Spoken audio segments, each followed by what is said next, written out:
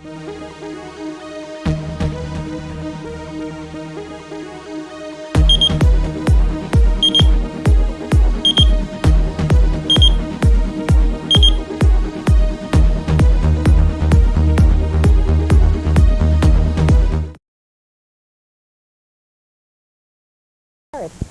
fame is fleeting, as they always say. Time is fleeting, and Rhonda and I will be back to wrap things up here at the ESPN Sports Center right after this final timeout. 81 National Football League Collegiate Player Draft.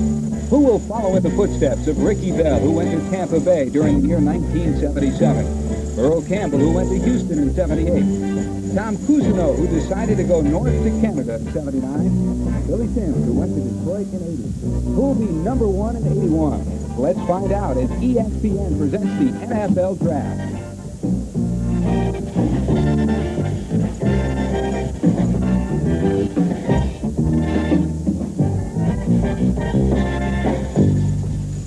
ESPN presents the 1981 National Football League Draft. Brought to you by Hilton Hotels Corporation. When American business hits the road, American business stops at Hilton, America's business address. And by Natural Light Beer. Taste is why you'll switch to Natural Light. Get it on. You're looking at the floor of the Grand Ballroom of the Sheraton Hotel in New York City, where for the next 8½ hours, history will be made. We start the 1981 National Football League season. We've been talking a lot about it in recent weeks and recent months, and in fact, a lot of work has been done during the past couple of months towards developing the 1981 National Football League Collegiate Player Draft. We know who the big names are. We know who the big athletes are. We know what is expected. We know the names of Rodgers, Taylor, and the like are expected to go near the top of the round. But what is unexpected? That's going to be a good portion of the story during the course of the next 8½ hours from here at the Sheraton in New York City. From Oakland, we'll be reporting on what's transpiring there, and also from our broadcast center. Bob Lee is standing by at our broadcast center right now to take a look at what will most likely be the top picks of this 1981 National Football League Collegiate Player Draft. Thank you, George. And there's very little doubt that the 1981 season does begin today. Bud Wilkinson, the team's plan, they get the computers out, the budget's out. It all begins today, even though the exhibition season is months away. Well, what happens today will determine the future of the teams this year to a degree, but more importantly, 2 or 3 or 4 years from now, from the player standpoint, where they're drafted relates to how much money they're going to make. Paul McGuire, there's pretty much universal agreement that this draft is solid through 4 rounds, very deep this year. They're deep at linebacker, they're deep at defensive backs, but I think the one thing, Bob, that people are overlooking is the fact that they are extremely deep in quarterbacks.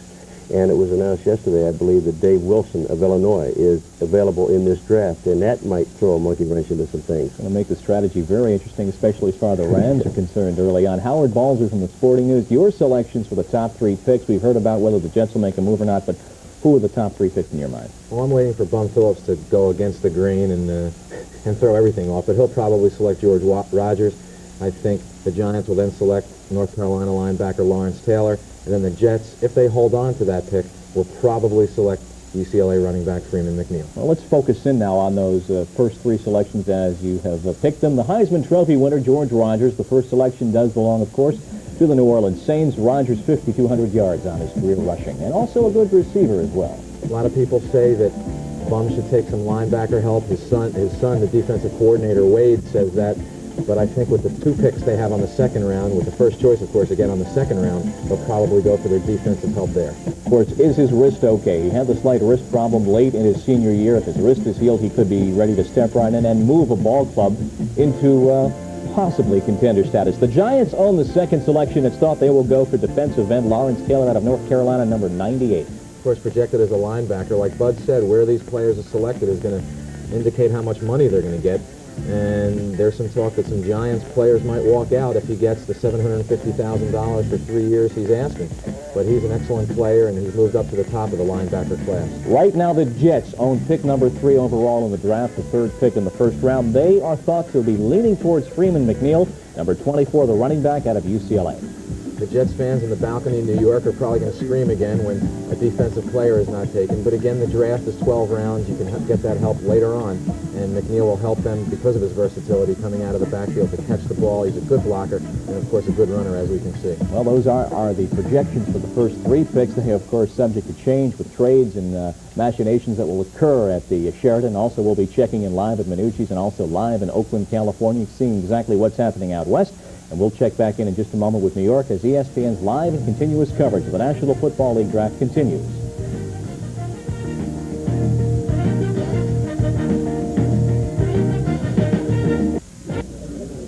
Welcome back to New York City, the New York Sheraton Hotel. We're ready for 8.5 hours of action. As Bob Lee and company told us at the broadcast center, there are a lot of prospective things that may be happening during the course of the next hour or so during the top of the round drafting. And to comment on those, Paul Zimmerman of Sports Illustrated will be with us to add his expert commentary during the course of the draft. And, of course, our own Sal Marciano will be acting as more or less a center fielder to keep us all on top of what's happening and add his expert commentary as well.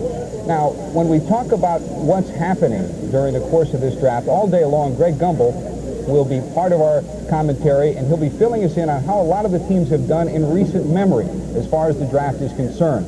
The Saints have draft pick number 1. Greg Gumbel takes a look at the New Orleans Saints history. The New Orleans Saints have been the worst team around for quite some time now. Too long, in fact, if you happen to be a New Orleans fan. And the reason is downright incompetence when it comes to draft time. The statistics will tell the story for New Orleans. Only 9 starters through the draft over the last 6 years. In 1976 and again in 78, the Saints had the number 3 overall pick. Over the last 6 years, the Saints had 7 first-round choices, only 3 of them with the team today. Wide receiver Wes Chandler, kicker Russell Erxleben, and last year's number 1 choice, Stan Brock. 6 of the starters for the Saints came as free agents. Premium errors, the Saints haven't made them recently, but they do have some in their history. Bob Watson, 77, Bob Simmons in 76, and 4 of them in 1975. But the Saints need a good, solid, productive draft this time around. Bum Phillips, the new head coach of the Saints, has quite a challenge ahead of him. You see, the Saints have been in the NFL for 14 years, and they haven't had a winning season yet. Thanks, Greg. Greg will be filling us in on each one of the teams as we come to draft time, as we feel it's necessary. Paul Zimmerman, you had your mock draft. You felt, as of last night, that probably the Saints would go for George Rogers. How does it shape up this morning? Well, if you remember, I said that if they made a trade, it would be for veterans, not for drafts. They have 18 picks. I don't think they need more choices. They don't need numbers. They need good players, proven players. I don't know how much sense it would make to trade Rodgers or whoever they want to draft. I know the Cowboys are after him, and they've offered Guy Brown, Larry Bethea, and Ron Springs, which means they want to get rid of their mistakes. Except for Springs, he was proven, but the others are just players that they want to get rid of. If you remember, the Cowboys traded 3 times to get either the top pick in the whole draft or close to it. They got Tony Dorsett, Too Jones, and Randy White, who were very near the top, and that's the heart of their team. And the people they gave up were Craig Morton, Tody Smith, Billy Parsons in the draft. All right, that's part of the story. The draft picture, as far as the fans are concerned, is another part of the story. Leandra Riley is ready as we begin the fans' entrance here at the Sheraton Hotel in New York City. Well, as you can see, there is quite a crowd here at the Sheraton, and the fans have been lining up. Are you ready for this? Since 4:45 this morning. The fans are ready to pass out cards and numbers and things like that so that it's an organized entry to the draft. And if you think it's difficult being a player, a collegiate player, to be drafted, it's even more difficult these days to be a fan. Not only to get up at the sunrise to get a good seat in the house today, but they also are involved in a fan contest. And with me is a young man from Wilmington, Vermont. Your name, please, and the team that you're rooting for. Dave Thomas, a diehard Jet fan. Okay, now Dave Thomas got here at 4:45 in the morning, and how many drafts have you been to? This will be my 9th draft, and the 9th draft where I've been one of the first 5 in the draft itself. Okay, and he's, of course, referring to being the first 5 fans. You were involved with the contest last year, and for those of you that are unfamiliar with it, the NFL sponsors a contest in which the fans are invited to select the first 28 choices. If there is a tie, it will then go into selection for accuracy in terms of players chosen for teams. But How did you do last year? Last year was one of my best years. I had 19 out of the first 21 picks pinpointed. I had 23 picks altogether. What killed me at the end was the defensive backs being picked. I guess all the teams were scared after the Jets went for Lamb Jones. Okay, as you can see, the fans are knowledgeable. The competition is stiff. So let's go back with more NFL draft action. Thanks, Leandra, and she'll be filling us in on what's happening in the gallery all day long for 8 1/2 hours.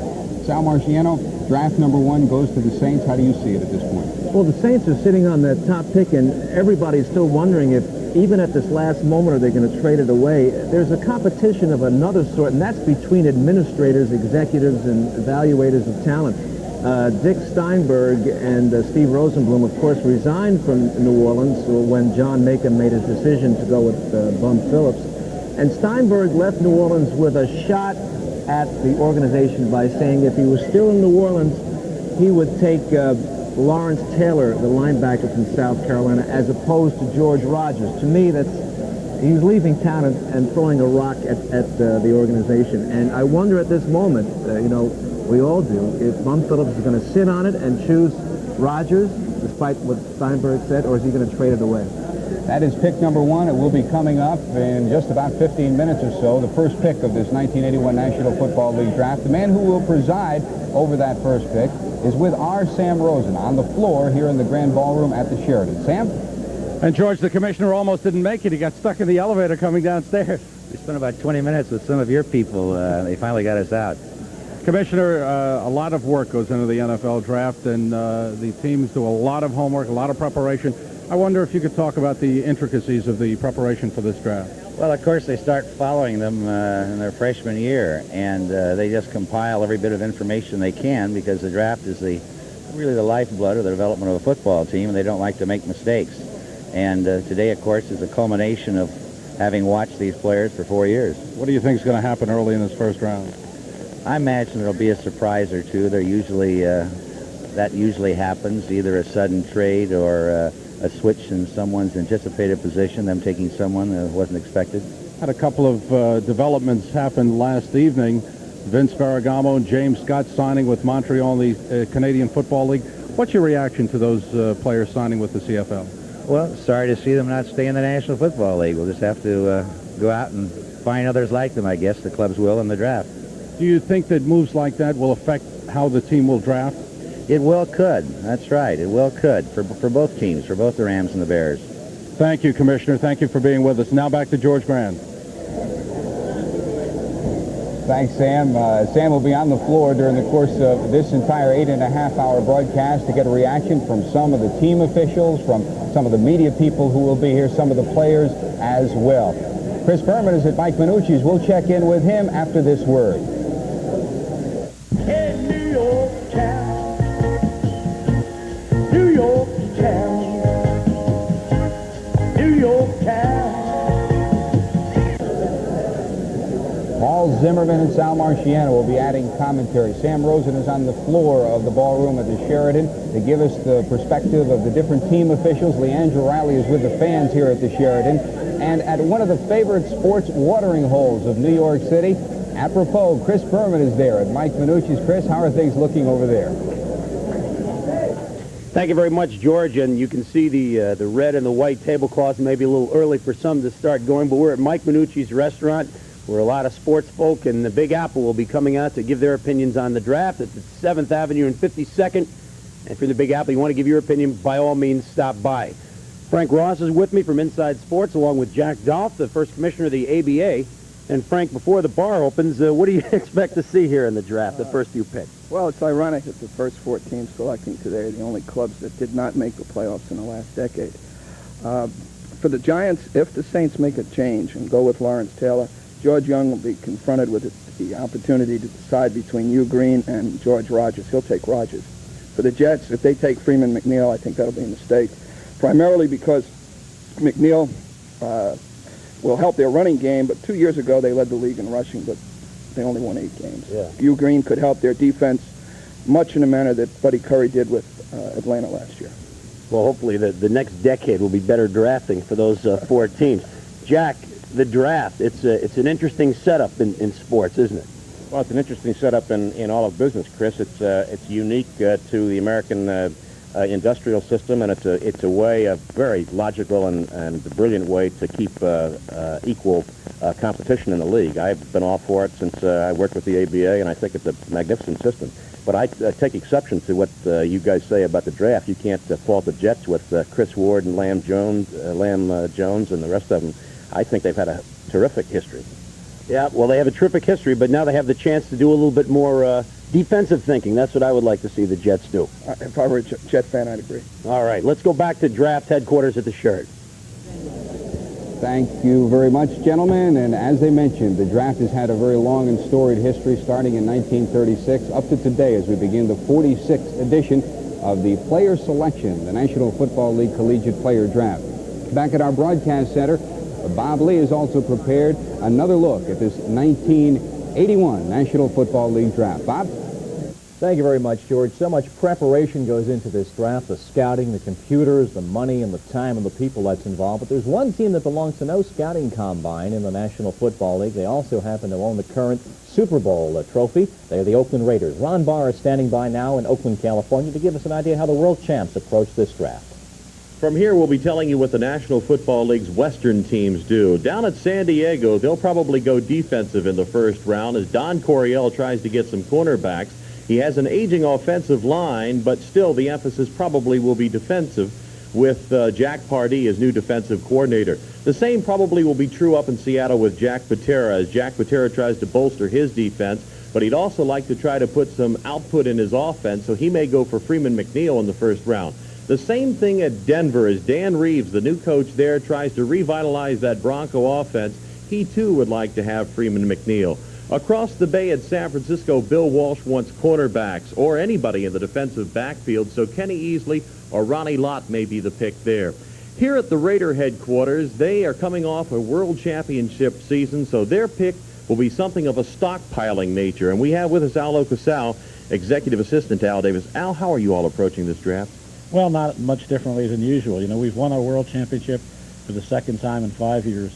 We did it with great veteran talent, and we feel that's how we'll do it in the future. What we're looking for in the draft are people 3 years down the road. Actually, the 81 season is where they'll come in here and learn the system, begin to develop the motivation, traditions of the Raiders. In 1982, they'll be playing some special situation substitution, and in 1983, for the most part, pushing their way up. We've only had 7 rookies start here since 1967. We win with veteran people, but we win. Thanks a lot, Al. So the Raiders will be going with the team they have, but trying to stockpile some quality players. They'll be picking 21st and 28th in that first round. From the Raider headquarters, I'm Ron Barr. Thank you, Ron. They are the only team, the Raiders, with 2 first-round selections this year. Let's go back now to the Sheraton and our own George Grant. George? Thank you very much, Bob. The way things are developing here, we are waiting for pick number 1. The New Orleans Saints will have that first selection. And the rumors that we have, the Oakland rumors, the New Orleans rumors, we understand in talking with people during the course of the last couple of days, and there you see the Saints table as we're developing the last-minute preparation at the New Orleans table. Dan Simmons there, you see shuffling the papers as they're getting ready to pick on pick number 1. Paul, what do you think is going to happen as far as the trade possibilities are concerned? It's a domino effect. If one moves, then there may be 2 or 3 in the next 4 or 5 picks. Well, it's your dominoes, my picks in the magazine. I think New Orleans is going to pick Rodgers. I talked to John Meekum the night before last, and he was complaining about the price. He gave me something like a $5 million package that Jack Mills was asking. Jack Mills is Rodgers' agent. He was Meekum's fraternity brother in college. And Meekum says that Jack Mills is just an errand boy, and Jim Carlin, the South Carolina coach, is calling the shots. They're crying poverty. They're saying the price is too big. And if they don't take him, that's why. But, you know, this is all draft talk. Doesn't mean anything yet. How about the Rams? The Ferragamo defection yesterday became official. What possibilities are there? I don't think they'll pick Campbell in the first round. I think if they upgrade, now I projected trade with the Jets to get up to the 3rd pick. I think they'll take the super running back, McNeil, and try and go with Hayden. Klosterman keeps saying how great Hayden is. All right, well, we'll see as it develops during the course of now the next 10 minutes. They'll be making that first pick in about 7 or 8 minutes. Let's check back up in the gallery with Leandra Riley. Leandra. We're up here with with some of the fans, and right now there's a young man here who happens to be a Jet fan. His name is Evan Glass. I don't know if you can see Evan in the darkness here, but Evan, you said that the scouts, and let's move a little bit more into our lighting here. Evan, you weren't particularly happy with the scouting situation. How do you feel about the way the scouts set up their rating? Well, the scouts judge the players mainly on the All-Star game, and if a player plays poorly in the All-Star game, he doesn't count it as a detriment to him. Whereas if he plays well, you know, he just adds points onto the system. So as where Lomax has played poorly in the All-Star game, it was his first real competition. He still played poorly, and they accepted as he played well, so it counted as a benefit to him. But in reality, for another ball player, like for Herman, it would have been a detriment to him. Do you think that there should be a detrimental type system? In other words, it shouldn't be all positive? Yeah, because if he plays poorly against, like, Lomax is finally playing against players of his equal caliber. So this is the first time that he plays against players of his equal, and he doesn't play well, and it doesn't count as a strike against him. It seems to me to be ridiculous. Okay, that's how the fans feel about the scouting situation. Let's go back to George Grant and see if we're ready for our first pick. Thanks, Leandra. We are approaching pick number 1. You remember when we moved to the first couple of picks of last year, there was excitement, and a lot of the fans of the gallery got involved in it because it involved the Jets. They traded between 13 and 20 in order to get their pick from San Francisco to try to get that first-round pick, and they wound up taking Lamb Jones. We'll see if that kind of suspense is upcoming. We'll be back with more of the 1981 ESPN coverage of the National Football League draft in just a minute. But first, let's go back to Bob Lee at our broadcast center. Thank you very much, George. We were talking to Dick Vermeil on Sunday's special, and he said, Bud, that the firm policy, for example, of the Eagles, never to trade a 1, 2, or 3 first, second, or third round draft pick. What is the feeling having coached in the pros? Do different clubs, is there that much of a variance on policies? Obviously, we're looking towards the first round when L.A. may want to make a move up to maybe even to Seattle's position for it. But what's your feeling on that? Well, it relates really to the coach's situation related to management in the future. There's an old saying among coaches that you can build a winner in 3 or 4 years. Unfortunately, you will not be there to coach them. So basically, if you're insecure in any long-term tenure, you might be willing to trade for proven ability. That really relates to the Packers, too, where Bart Starr is no longer GM. He has only 1 year remaining on the contract. The feeling is he may go for the immediate need and not look at the long-term need, for example, of a quarterback. He may go for his defensive backfield this year. I would recommend that.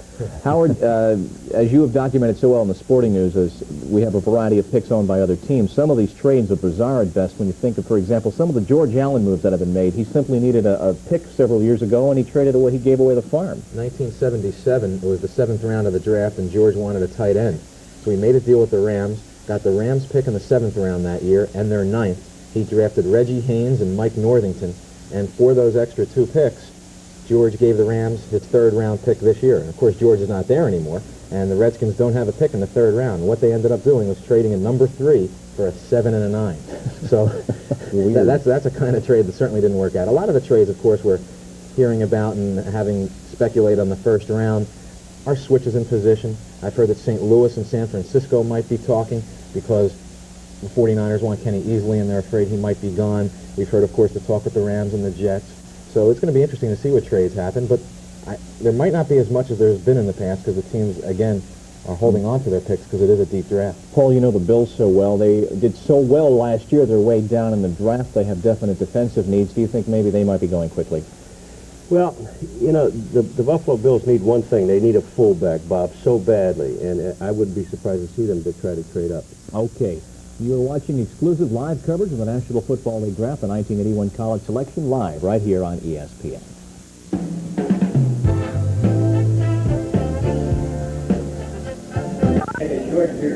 There you see the gallery as the suspense builds during the course of probably the next minute and a half to 2 minutes. Pick number 1 will be made of this National Football League Collegiate Player Draft. There is Commissioner Pete Rozelle. To his right is Jan Van Duzer. To his left, Val Pinchback, the Director of Broadcasting. Van Duzer, the Director of this draft. And as you might imagine, the talk at this moment centers on the New Orleans table. Will they make a trade? Will they pick George Rogers? Or will they go with Lawrence Taylor? We should tell you that the Commissioner indicated to us just a couple of moments ago, at this point, there is no indication that any trades have been made at this point. But again, remember, we should reiterate, this is a domino effect. If one pick is made, then there is a possibility of maybe 1 or 2 trades that are contingent on that pick, possibly coming to fruition. So we won't know until the wheels go into motion. And those wheels are just now beginning to turn. Commissioner Rozelle, within moments, is set to make pick number 1. And we will go from now through till 6 o'clock Eastern, 3 o'clock Pacific with all the latest. Paul? Well, I hope there's no trade. I projected Rogers. One interesting thing is I don't see Rogers in the room. Usually they have the first player here, and I don't see him around, which makes me a little nervous. Okay, here's Commissioner Pete Rozelle. He is ready to make the first selection. That's Commissioner Rozelle ready at the podium now to make the first selection of draft number 1. Joe Ryan of the NFL offices beginning to come over. He's got to turn the microphone on before you can hear the commissioner. So while there are multi-million-dollar operations waiting, they have to wait for a 15-cent mic switch. The 46th Annual National Football League Selection Meeting is now in session. First choice, first round, belongs to the New Orleans Saints. Saints first up.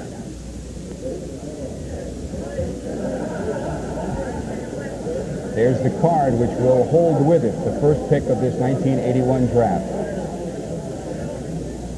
Each team has 15 minutes to make New their Orleans selection. Saints take as the first player the 46th Annual Draft, running back George Rogers of South Carolina.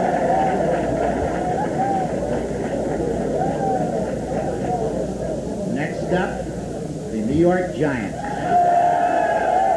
The clock will recycle, and coming in right in front of us is George Rogers. You'll be seeing him momentarily onto your screen. The running back, the Heisman Trophy winner from South Carolina, George New York Rogers. Giants, first round selection, Lawrence Taylor, linebacker, North Carolina. There you have pick number 1 and pick number 2, and here you have George Rogers coming to the podium. Next up, New York Jets. This time I would like to introduce the first player selected in the draft, George Rogers.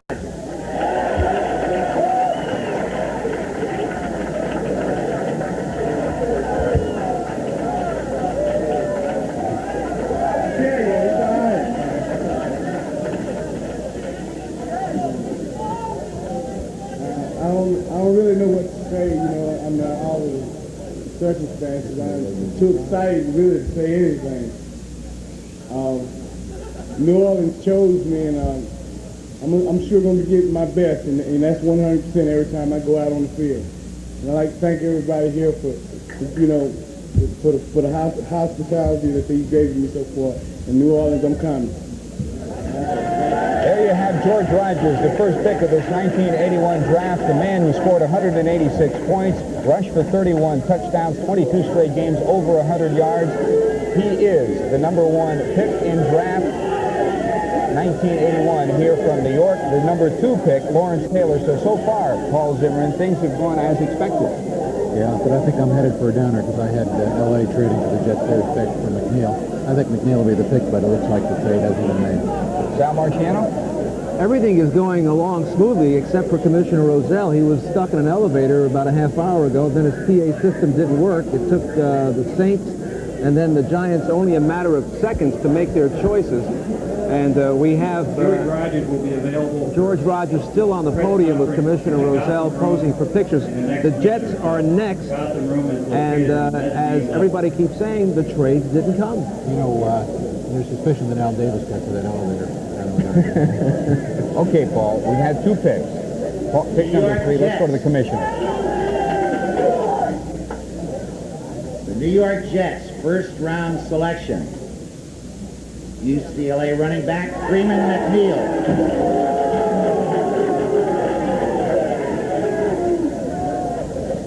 The Jets did what was rumored for the last couple of days. They go with McNeil. There will be no Rams trade up, at least at the number 3 In the position. first round, the Seattle Seahawks. Okay, the rumors on Seattle, Hugh Green has been someone that Jack Patera has coveted. Of course, last year they took another Green, Jacob Green, who's a great defensive end. Patera himself was a great linebacker. Some indications are that maybe they would go with Green and make him into a linebacker. Rogers has gone number 1 to the Saints. Number 2, Lawrence Taylor, the linebacker, to the Giants. Number 3, Freeman McNeil to the Jets. You heard the crowd reaction upstairs. Leandra Riley is upstairs. Of course, you know that this is a giant jet-packed house because the draft is held in New York City. Leandra, what's the reaction? Well, the reaction up here has been that they wanted Hugh Green chosen, but with me is John Capolitano. John, who are you a fan of? Nobody. I absolutely have no professional team that's a favorite of mine whatsoever. Why are you at the draft then? Because I am a college football fan, and I study it, and I do this every year, and I try to see how well I do against the professional scouts. All right, then after the players graduate, they're selected in the draft, what happens to your interest in football? Well, I try to follow some of the players, to see how well they do, but not on a, I don't go crazy like Repeat select. Okay, let's go back to the floor. New York Jets first round choice, Freeman McNeil, running back, UCLA. There you have it, the commissioner just reaffirming that pick by the Jets. Some Jets fans wishing that they could have taken it back and made another one. That tells you something about the Jets, Al, because at the end of the season, Clark Gaines limped through a mini drill a little while ago, a couple of weeks ago. He's not 100%. Harper, there are indications that he is not 100%. So they went with the one thing they thought they needed offensively, some speed outside. McNeil, some people have regarded as even possibly a better potential running back than George Rogers. Still, it must have been an agonizing decision for Walt Michaels and the staff to make because of the obvious deficiencies on defense in the Jets, and Walt, of course, is a defensive-oriented coach, and yet his defensive teams have been awful. Last year, the Jets ranked 21st among the 28 teams in yardage allowed and 25th amongst the 28 teams in points allowed. They're obviously porous. They obviously need help on defense, but they had to get a running back to complement the passing game. And for Walt Michaels in his 5th year, a very big decision, perhaps the biggest decision of his coaching career. Also, we should tell you that Joe Gardy is the new defensive coordinator for the Jets. He is regarded as strong in Michaels' organization as well. So there is a feeling that they wanted defense, but they end up going for McNeil. Over at Mike Minucci's, Chris Berman is there, and Chris was just with Hickey and company a couple of days ago. How do you read this one, Chris?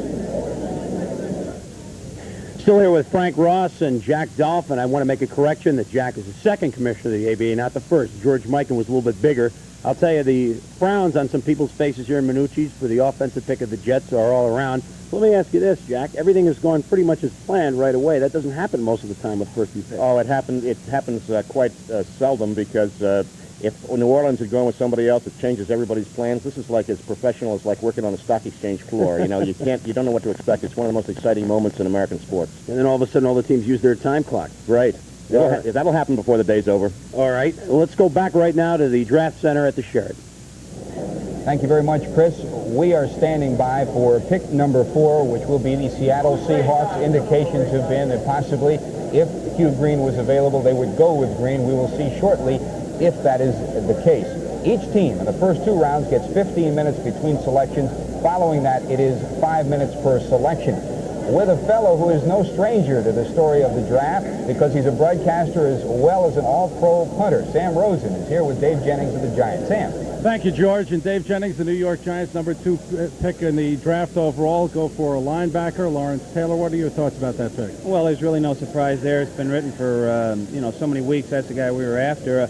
I thought something might happen with that first pick with New Orleans. Maybe a little trade, because I know Dallas is interested, and maybe a few other teams, but really no surprises. And from what I understand, the coaches I've talked with and the scouts, Taylor he could be the best football player, pure football player in the draft, so it's got to help us. And to get a pick like that, it's just really thrilling.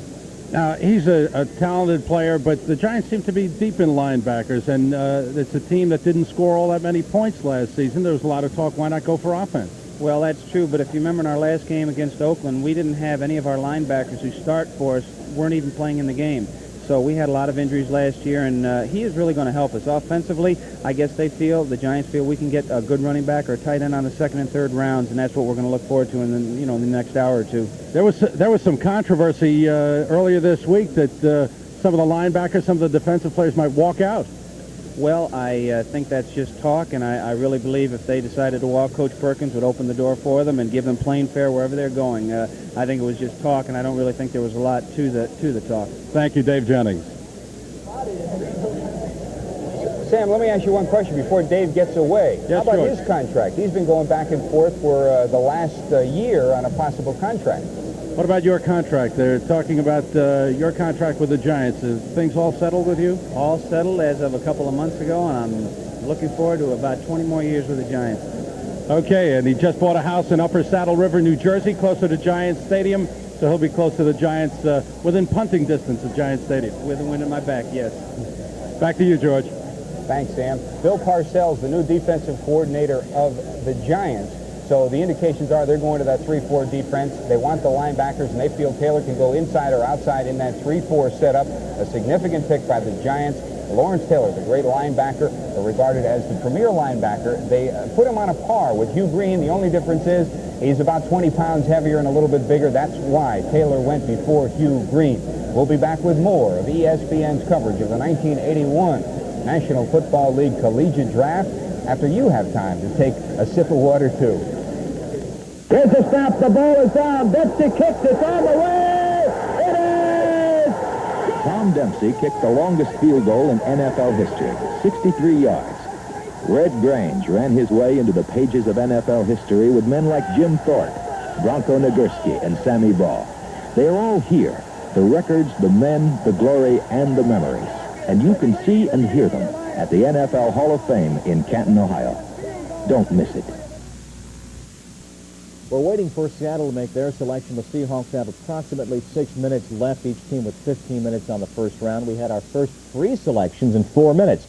George Rogers to New Orleans, Lawrence Taylor to the Jets, Freeman McNeil to, Taylor to the Giants, and McNeil to the Jets. Congratulations, Howard Balsey. You had it bullseye right on the nose. 3 for 3. I don't know if I should put one on the head or not. Who do you quickly see as the Seahawks' next selection? Well, I projected them taking Hugh Green, and the Seahawks have always been a team that surprised, and they're taking a lot of time, but it'll be hard for them to pass up Hugh Green. And then the Cardinals, I think, should grab linebacker E.J. Jr. from Alabama, but the Cardinals so often in the past haven't done what everyone expects them to do. Bud, we heard some of the reaction, as perhaps to be expected, about the Jets selection. They have the defensive needs. They go for McNeil. But let's just a quick thought on exactly that selection, the offensive move. Well, if your offense is good enough, then you've got the ball the majority of the time. If you don't move it offensively, then you're on the field playing defense, and you don't win if you're on the field playing defense very often. Of course, those selections, Paul, that were made so quickly in the first 4 minutes, now it really gets down to nuts and bolts time whether someone's going to make a move, because you need those 15 minutes not to let people sweat, but to work behind the scenes. Yeah, I think the interesting thing is going to happen when you get down towards Tampa Bay and San Francisco. They both need defensive backs, and I wouldn't be surprised to see either one of those two teams make a trade with possibly New England for a defensive back. Okay, Seattle has made their selection. It is Kenny Easley. Let's go back now to New York. Thank you, Bob. We're back here at the Sheraton. Just a couple of seconds ago, the commissioner stepped up and announced that the Seattle Seahawks, picking 4th in the National Football League 81 draft, had taken Ken Easley, the defensive back from the University of California at Los Angeles. Next up, the St. Louis Cardinals. As you might imagine, Paul Zimmerman, defensive backs are a premium in this draft. What do you think St. Louis will go to? Ronnie Lott or Hugh Green, but depends on how much they want Campbell. When I talked to them, they said they wanted defense first, Lott or Green. But don't be surprised if Campbell slips in there. St. Louis Cardinals 5-11 last year. They've had 6 coaches during the course of the last 11 years. That tells you something about their draft history as well. Greg Gumbel has a wrap-up on it for us from our broadcast center as we look at the Cardinals' history of the NFL draft. Cardinals have had some fairly good drafts recently. The trouble is they don't make up for the bad St. Louis draft history, which dates all the way back to 1970. From 1970 through 1978, the St. Louis Cardinals had 29 first, second, or third round picks, and of those 29 picks, only 4 made any headway at all in a St. Louis uniform. That's a lot of premium errors.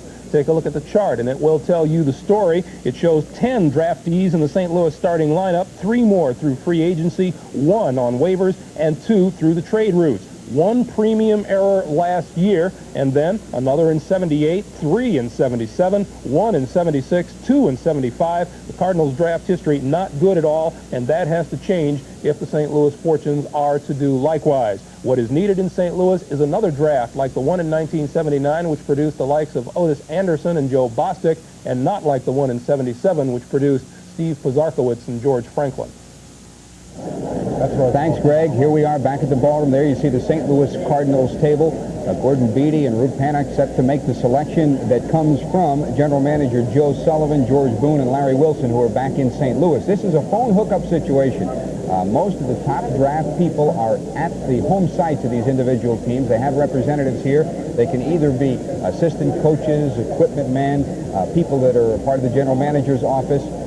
As you might imagine, at this point in time, the discussions are many-fold because the Los Angeles Rams still have the potential for trading up, because still, obviously if they want a McNeil, he is gone now, but there still is a potential with Ferragamo gone that they can go for a quarterback. Up in the gallery, Leandra Riley. Leandra, how does it look up there?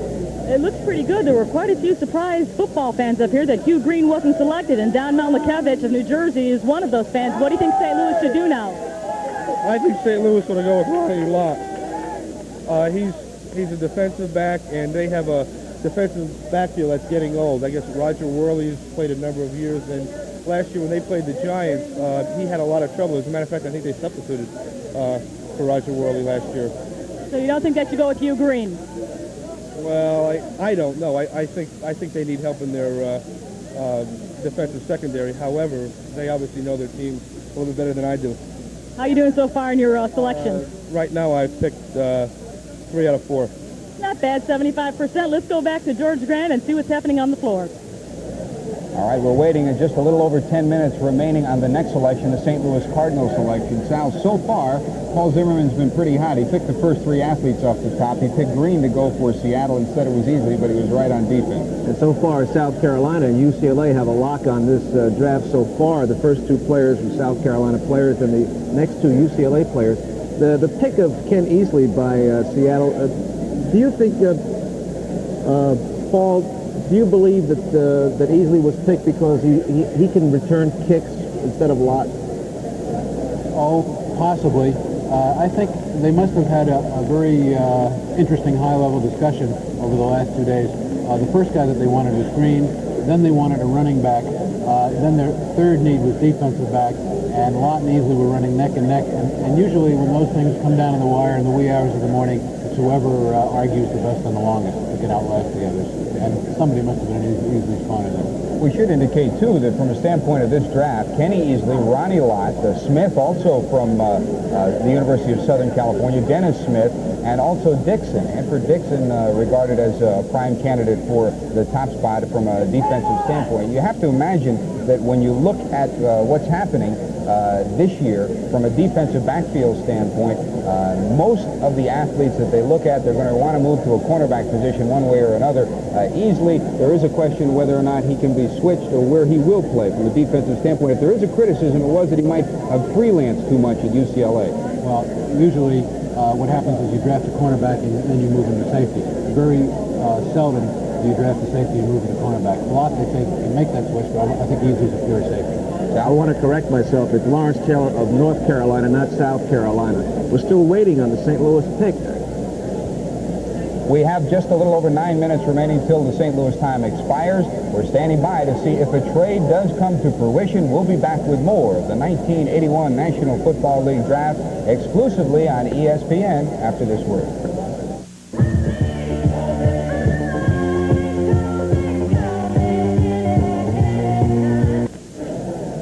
There's the scene set, 7 minutes and counting for the St. Louis Cardinals first-round pick. If you are just joining us, the Saints have taken George Rogers. You expected that. The Giants have taken Lawrence Taylor. You expected that. The Jets did not trade their pick. They picked Freeman McNeil of the University of California at Los Angeles. And Seattle picked Kenny Easley. There you see the fans upstairs in the gallery. The setting here at the Grand Ballroom at the Sheraton, as you can see, There is a lower level and an upper level. Quite simply, this used to be a pool. There used to be a swimming pool here at the Sheraton. They took the pool away, and as you can see, you end up with a gallery, which used to be the top part right around the swimming pool. And down below, the National Football League teams have set up their 28 tables from each and every team in phone communication with their offices back in their original areas. What a way it's changed. Back in the 60s and 50s, it used to be done on a blackboard, and it was more or less a shoestring operation. When the merger came, it became a big league operation, as has everything in professional football these days. So we are waiting on the St. Louis Cardinals as the clock continues to run down. After the St. Louis Cardinals pick, and you've already heard Paul Zimmerman indicate what the prospective picks may go towards, come the Green Bay Packers. There are discussions that the Packers may go for the first quarterback in this draft, but they also need help in the line. If they're going to go for the quarterback, then there's some people that are never going to talk to again because they lied. They said Ronnie Lott was their first preference and Keith Van Horn, the tackle from SC, as their second. They said they worked Campbell out, and they're worried about his mobility. They said he didn't run sideways for them. Paul, let me ask you, around the league, if you talk to the players, you talk to the coaches, you're regarded as one of the foremost writers and people that cover the league because you do your homework. You talk to people. You get the straight story from them. How much of a chess game is this? You talk to the player personnel people, and then what do you do afterwards? You add up what they told you, see if it pans out, and see whether or not they were straight with you? Every year I weed out the straights from the liars.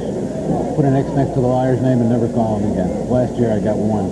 Can I say who it is? That's all right. Okay. At Mike Minucci's, Chris Berman is there to keep us abreast of what's happening with the Giant and Jet fans and some of the other people, former players who will be there during the course of today. Let's go to Chris Berman and see what is transpiring at Minucci's as we begin to wind down to the St. Louis Cardinals pick. We are under 6 minutes now as the Cardinals are prepared to make their first selection in this first round of the National Football League draft. Chris? Okay, George, Dave Scott and Mike Francesa are with me here from College and Pro Football News Weekly. And I guess pretty much as according to plan, Dave. Yeah, no surprises, really. In fact, the only thing I'm surprised at is that they didn't take their full 15 minutes. It's refreshing after they've had 4 months to think about it, and they went right to it. Well, they pay for their 15 minutes. You would think they would use it. Yeah, well, now they got other things to do. They can think about round two. It's a deep draft, and there are a lot of good players. Mike, the Seahawks going with the defensive back, you thought maybe it'd be Hugh Green. I know I did. I did because he's a defensive leader. I think he had a tremendous career at Pittsburgh. But I feel that team needs a lot of help everywhere on defense. And another priority would be a tight end, and I feel they can get a good one on the second round. Do you think that easily will go back to a cornerback rather than a safety? I feel he has the talent to play any position in the defensive backfield. Okay. Probably safety. Yeah, all right, he can play anywhere, and there's still some rumblings with some New York fans over the picks. We'll get back to that in a little while. Now let's go back to the guys at the Sheraton. There you have it. We are winding down on the picks for the St. Louis Cardinals. As you can see, it's 3 minutes and 41 seconds. It has to indicate at this point, Sal Marciano, that something is working. The Rams, we know, wanted to trade up. They traded from 20 down to 9 with the Redskins pick. They wanted to trade up possibly as high as the Jets pick. They weren't successful in doing that. They may try to be dealing at this point with St. Louis. Well, with 3 minutes and 20-odd seconds left to go, this is a heck of a time to pull a trade. Paul, the Cardinals didn't have a bad draft last year. What usually happens when you see it going down like this is something has happened that they weren't expecting, like maybe the Easley pick, and now they're trying to rush in that last-minute trade, leaving it under the wire. I would say if LA is trying to make that trade, it would probably be for Campbell, but I think he might be around when they draft, because now Hugh Green is available. That'll move it all down one, and I think maybe they can take a chance if they want him. I don't think they do. It's very complicated. If you're wondering what happens if St. Louis goes past the 3-minute mark, they don't lose the pick. They just lose the moment of the pick. In other words, if they were to pass the 3-minute mark and that card was not in the hands of the commissioner or one of the commissioner's representatives, then they would go down one more notch. So they would pick after Green Bay, whoever would make that pick. On the floor, Sam Rosen with more reaction. Thank you, George. I'm here with Hub Arkush, the publisher of Pro Football Weekly. And Hub, 4 picks have been made thus far. What do you think? Well, no real surprises. Possibly Kenny easily going to Seattle, but they were looking for defensive help. They went to the secondary instead of on the line is all. What do you think's taking St. Louis so long? They're trying to decide between a quarterback they might have to wait a couple of years for, Campbell or Lomax, or going for maybe E.J. Jr., some help at linebacker. What do you think they need most? I would go for the linebacker. I don't think they can wait a couple of years right now. Later on, the Rams have to be affected by the defection of Vince Ferragamo to the CFL. They could be talking to St. Louis right now, trying to get that pick. Other than that, maybe talking to San Francisco. They're trying to get in position for Rich Campbell. That's what they're looking for now. Okay, what about the picks that have been made, and how do you feel they'll help? George Rogers, New Orleans Saints. Rogers should give immediate help. Any one of the first 10 players chosen should step right in and play, and I think so far the first 4 players named all will. Thank you. Hub Arkush of Pro Football Weekly. Let's go back to George Grant. There's your clock, 1 minute and 25 seconds as the St. Louis Cardinals and their table work to try to pull this deal off. Gordon Beatty and Rube Panic trying to keep in communication with the Brain Trust. Joe Sullivan, the man who's been in charge of their operations at one level or another since 1973. George Boone and Larry Wilson as well back in St. Louis trying to make this pick. If you're wondering why Hugh Green has gone this far, he was regarded as a can't-miss prospect. The simple reason, there are basically 2, I would think, Sal. First is that he played defensive end in college. He's going to play linebacker as a professional. The question is, how can he adjust to that? The second factor is his size. That's why Taylor went before him, because Taylor is bigger, taller, and weighs more. So that was one of the factors in the Green situation to this point. We get down to such fine lines here. We're talking as if we're discussing thoroughbreds getting ready for the Kentucky Derby. What's the difference between them? Obviously, it's all a matter of opinion. Let's go to Commissioner Rozelle. Stand by. Here's the commissioner. You see the clock run down with 21 seconds. That's the St. Louis Cardinals table. The Packers follow the Cardinals. If they do not hit it within that clock time, the Packers will get the challenge.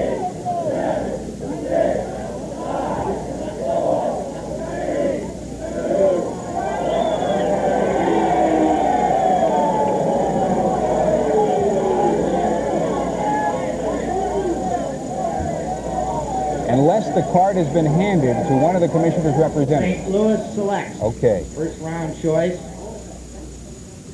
E.J. Jr., linebacker, Alabama. E.J. Jr., Esther James Jr. Green Bay III. Packers.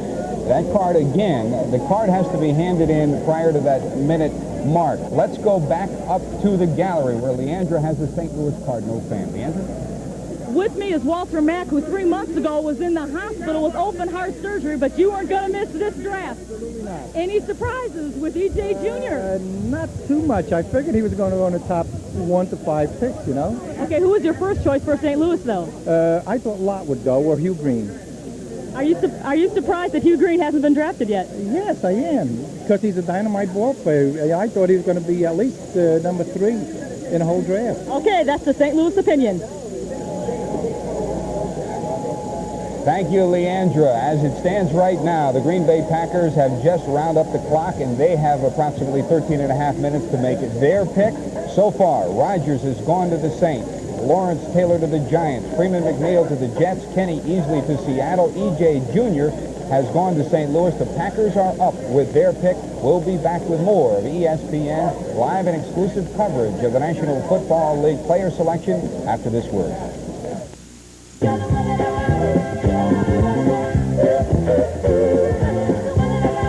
Today's selection, they have approximately 13 minutes to make their first round selection. Bud Wilkinson, you know the Cards very well. They go for a linebacker, E.J. Jr. I know it was as surprising here in the studio as it was in New York. Well, I think that obviously they decided defense was their major need, whether to go with a defensive back or a linebacker. Linebackers are vitally important to stopping the opponent, but they don't beat you in one play like a defensive back does. I was a little bit surprised, though. I think that they feel they can get a quarterback later in the draft. Jimmy Hart's been a great player, but Jimmy's getting to the end of his career.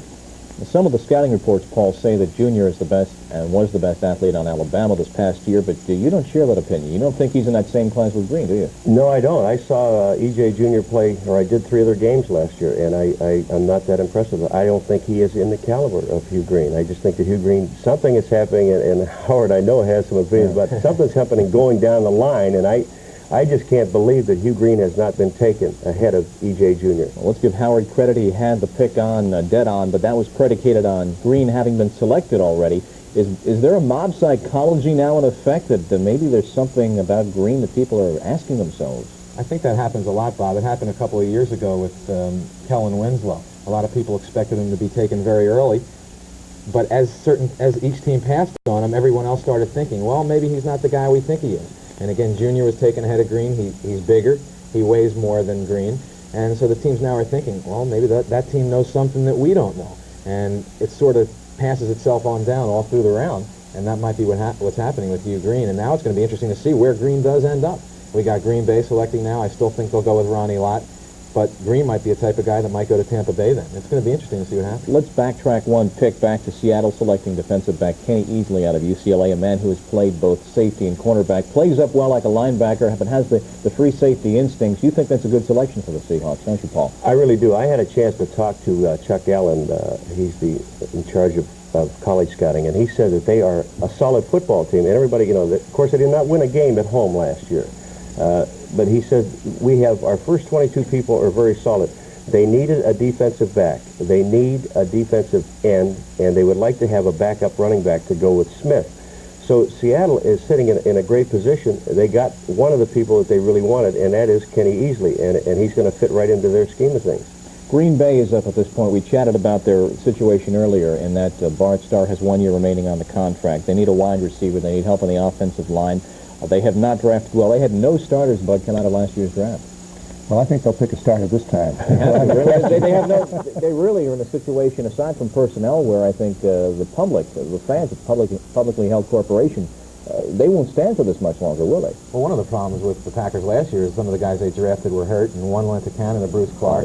George Cumbie got hurt. Mark Lee, the cornerback drafted on the second round, got hurt. And that's where the Packers really had troubles last year, was in injuries more than anything else. And this really sets up now the Rams, as these other selections go down, they still will have that quarterback they want available in the 9th selection right now. That's right. It's going to be interesting, really. And Hugh Green is becoming the key to this all, because the Rams will be able to get Campbell or even Lomax. Both of them are probably going to be there. But maybe Hugh Green will still be there. That one pick has really thrown it out. Bud. Well, Ken Easley, just one more point. It's a rare thing to have somebody who can play both corner and safety. Usually you can play one or the other, and that's a luxury to have back and go either way. For the recapping once again the initial picks, George Rogers, as selected, went in the first pick to New Orleans. The Giants selecting Lawrence Taylor. Third selection belonging to the New York Jets. They went for the multi-purpose running back, Freeman McNeil out of UCLA. Then Seattle selecting defensive back Ken Easley. Seattle making their selection rather quickly. In fact, the first 3 selections, if you were with us, made in the span of about 4 minutes. E.J. Jr., as the St. Louis Cardinals went right down to the final moments, the card was handed up to Commissioner Pete Rozelle exactly as their 15 minutes did expire. They went for the linebacker, actually the defensive end, but he'll be a linebacker in the pros, E.J. Jr.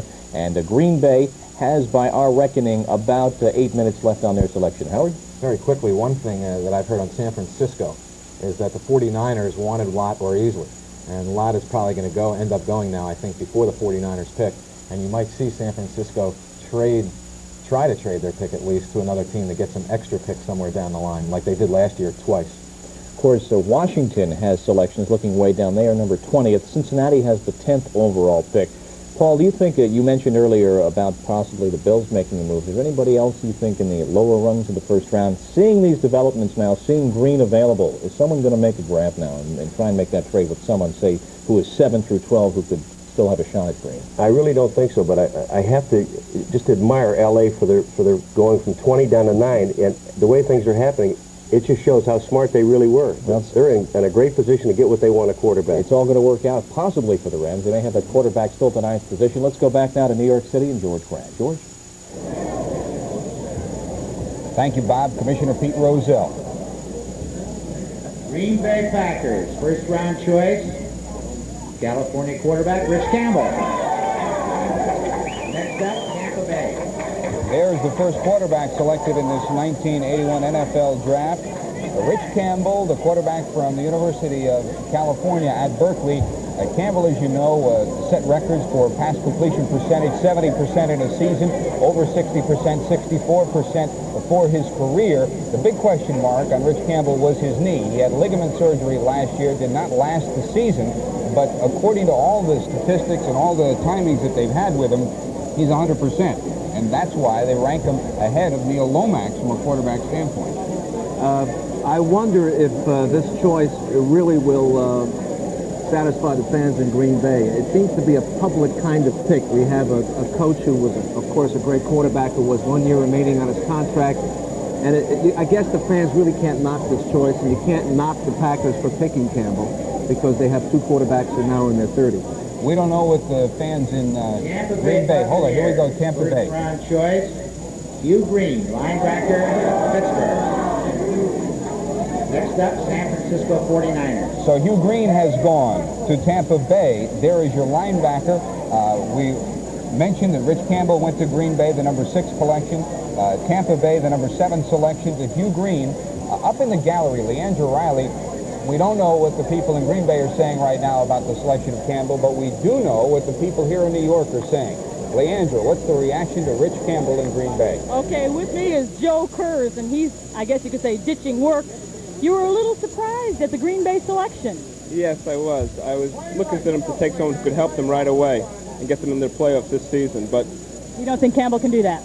No, it's definitely a move for the future, and it was a move they made because, well, they got rid of Starr so they can make this move, because I guess they figured Starr would take someone who could help them right away. It was a good move, though, because it will, in years to come, it will pay off. Okay, you said that the offensive line and the defensive back needs some strength. Who do you think they should go with next time? In the second round? Long shot It away. depends who's available. So, I don't know, Dixon, if he's available. If Dixon's available, okay, we're going to keep an eye out for that. And let's go back to George Grand and get some reactions maybe about the Tampa Bay situation. Thanks, Leandra. As it stands right now, Rich Campbell has gone to Green Bay, the first quarterback to go in the draft. He comes from a great tradition. Joe Roth, Bartkowski from California. Ron Barr is in Oakland with this reaction on someone who should know about Campbell. Here at the Raider headquarters, we've just learned Rich Campbell is going to be playing his professional football at Green Bay. And with us is the head coach of the Cal Bears, the man that coached Rich Campbell, Roger Theater. Roger, what about Rich going to Green Bay? How will he fit in with their program? Well, of course, I think Rich should fit in anywhere. We think he's in the mold of some of the great quarterbacks that we've had, very similar to a Bartkowski. I have no doubt that Rich is going to be a tremendous asset to the Green Bay organization. Okay, the reports that we have on Campbell is that he can't throw long. He's accurate within 30 yards. Can you talk about that? Well, I tell you, if there isn't a fact that Rich Campbell can't throw, I've never seen a situation like that. I think in our case last year when people were saying that about Rich, the problem we had, he's such a great quarterback that every game we played seemed like when the ball was snapped, the defensive backs were running for the other goal line. And we didn't have the great speed, the Wesley Walkers that we've had. So I think that's the reason people were saying, because Rich really didn't do it. Okay, thank you. Rather than the Redskins. All right, the other trade.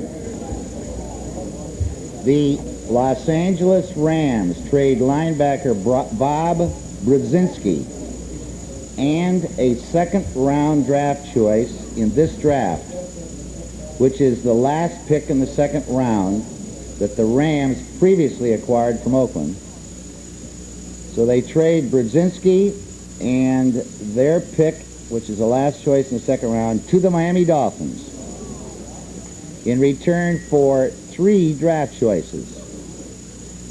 The Dolphins' second and third picks in this draft and a second-round pick in 1982, next year's draft, that the Dolphins previously acquired from Tampa Bay. All right, I'll review that for you. Rams trade linebacker Bob Brudzinski and a second-round choice in this draft, which is the last pick in the second round the Rams had previously acquired from Oakland, to the Miami Dolphins in return for 3 choices. The Dolphins' second and third picks in this draft, and a second-round choice in 1982 the Dolphins previously acquired from Tampa Bay.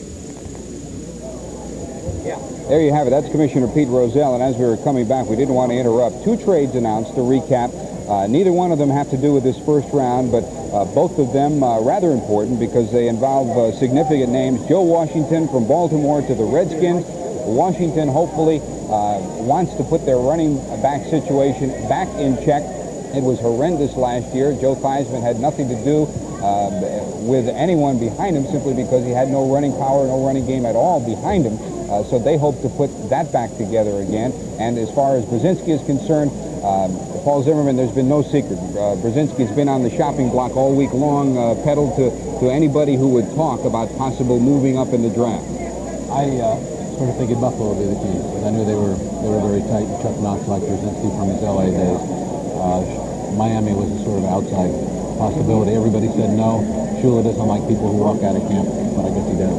I guess the loss of John Riggins last year certainly was devastating to Washington. I don't know that Joe Washington can remedy that, but he can at least add some offense to that backfield. Well, the thing that Riggins did so well, and what Washington also does so well, is running that play route out of the backfield. I mean, they're a terrific pass receiving target. I mean, I saw a game in Washington caught 13 balls. That's going to be a real shot in the arm for that dump-off passing game. I had the same feeling that you did about Buffalo and Brzezinski because Isaiah Robertson has been a washout. They're paying him big bucks. The big question was, would they get Cousineau back? We probably won't know until May if he comes back from the CFL. But this might be an indication that they feel they can get him back. Yeah, but then you have to ask where does Cousineau play? I mean, they have that 3-4. He's been playing inside up there. I would assume he's inside. I mean, the man they have to replace is obviously Robertson, and maybe they feel Cousineau can play on the outside. I don't know. I don't think Robertson was a washout. I think they just did. He just did what they wanted from him. He was a little better than the guy he replaced. Of course, the problem on the team is the big money he's made. All right, the draft selection process right now. The two trades that have been announced in the last couple of minutes. Joe Washington goes to the Washington Redskins. There you see the clock with 10 minutes remaining on the next selection in the draft, which is the San Francisco 49ers. And the other trade, the Rams send Brzezinski to the Dolphins. Brzezinski plus a second-round pick, which is the last pick, to the Dolphins for 3 picks. The Dolphins' second and third-round picks of this year and a number 2 in 1982. And if you were listening to Ron Barr in Oakland, we did come out rather rapidly just to give you a picture of what's happening with the trade.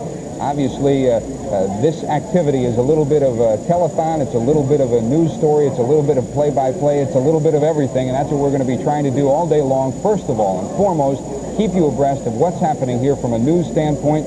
And secondly, as you look at the San Francisco table with Roy Gilbert and the rest of the crew there waiting to make their pick as we're under 10 minutes now. And secondly, to get the color of what's happening as well. Our first object is from a news standpoint to fill you in on what happens minute by minute. The second object to give you the color of it. And as we heard in Oakland, the people out there feel that Rich Campbell can very definitely be another page in the great history of California quarterbacks. And speaking about the West Coast, I know it's very early in the morning out there. All this wheeling and dealing by the Rams, according to my figures, the Rams at this point still have 8 picks in the first 5 rounds. And they now with these 2 picks, they leapfrog ahead of New Orleans with the total number of picks. I believe they now have 19 picks. They had coming in with these extra picks now. They had a total of 19 picks. So they would leapfrog ahead of the Saints as far as the most total number of picks in this year's draft. We'll be back with more of ESPN's exclusive live coverage of the 1981 National Football League Collegiate Draft after this word. Give me some men who are stout-hearted men who will fight for the right they adore. Reviewing exactly what has happened so far in the first round as we await the selection of San Francisco. They have about 5 minutes remaining. George Rogers, the first selection by New Orleans, the running back out of South Carolina. The Giants immediately thereafter selecting Lawrence Taylor, the linebacker from North Carolina. The Jets took no more than a minute to make their selection. Freeman McNeil, the running back from UCLA. Then Seattle taking about 9 minutes to finally select Kenny Easley, the defensive back from UCLA. 14 minutes later, just under the gun, the Cards picking E.J. Jr., the linebacker from Alabama. And about 8 minutes following that, the Packers going for the quarterback out of California, Rich Campbell, who might step right in as a starter this year for the Packers. And the Tampa Bay Buccaneers, Hugh Green, linebacker out of Pittsburgh. That's where we stand for the moment. Let's go back to New York City and George Grant. Thank you, Bob. There you see the clock. 6 minutes and counting for the San Francisco 49ers pick. Paul Zimmerman. We have San Francisco, and then after that, Los Angeles with the pick that they acquired in the trade with Washington. Those are the next two ones up, San Francisco and L.A. Testing 1, 2, 3, 4, 5. This is the hand mic. LA has all these drafts, and that's not only this year, but for the next 3 years, they're almost solid deuces from the second. Here's your pick. Let's go back to the commission. Defensive back, Ronnie Lott, USC. The next choice in the first round belongs to the Los Angeles Rams, previously acquired from Washington Redskins. There you have it. Ronnie Lott of the Trojans, taken by San Francisco. He'll stay on the West Coast, Paul. Yeah, well, of course, it was Lott or Easley for San Francisco. They wanted Easley, but they said it was Lott. But the point about L.A., what are they going to do with all these drafts? I mean, they have a team of stars. It's a veteran team. Only 4 or 5 rookies are going to make it. What do they need them all for? I mean, just collection, like an antique show or something? I think they were smart when they upgraded for a 4 and a 2. Everybody said they gave up too much, but they're just going to save themselves the bonus money. Why do they want to pay all these bonuses and then have to cut these guys in camp so somebody else can get them? I think they should trade a lot of these and pick up keynote veterans and just spot them in and out like Dallas does. This was, with Don Klosterman and Dick Steinberg, one of the most respected draft teams. Steinberg is gone. Klosterman, of course, is still there. How do you rank this team now? You mean from a draft selection standpoint? L.A.? Yes. Well, I don't know. You're always looking at it in hindsight.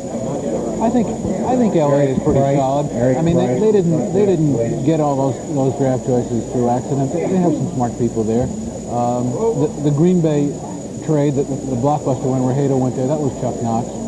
New Orleans had talked to him about it. Chuck Knox, turned around and did it.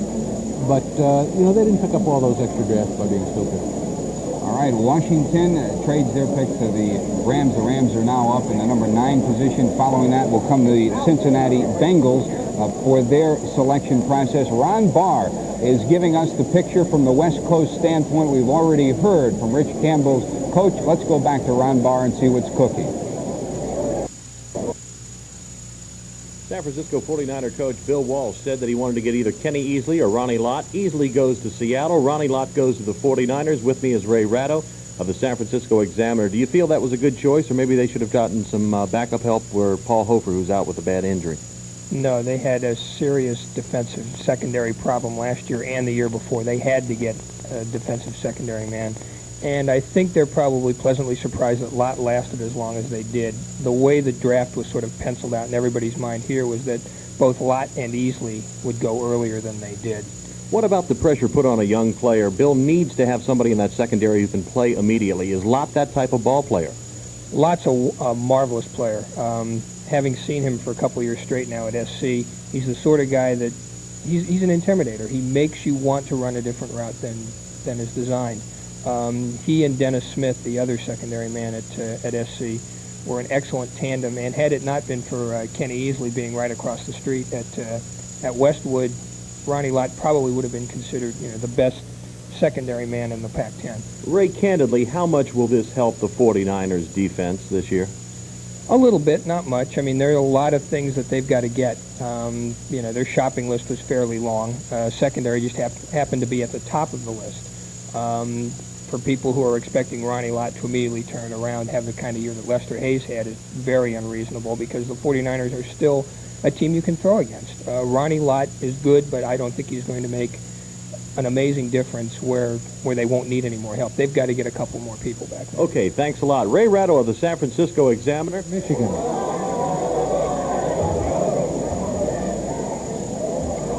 That's the commissioner we busted away from Oakland again.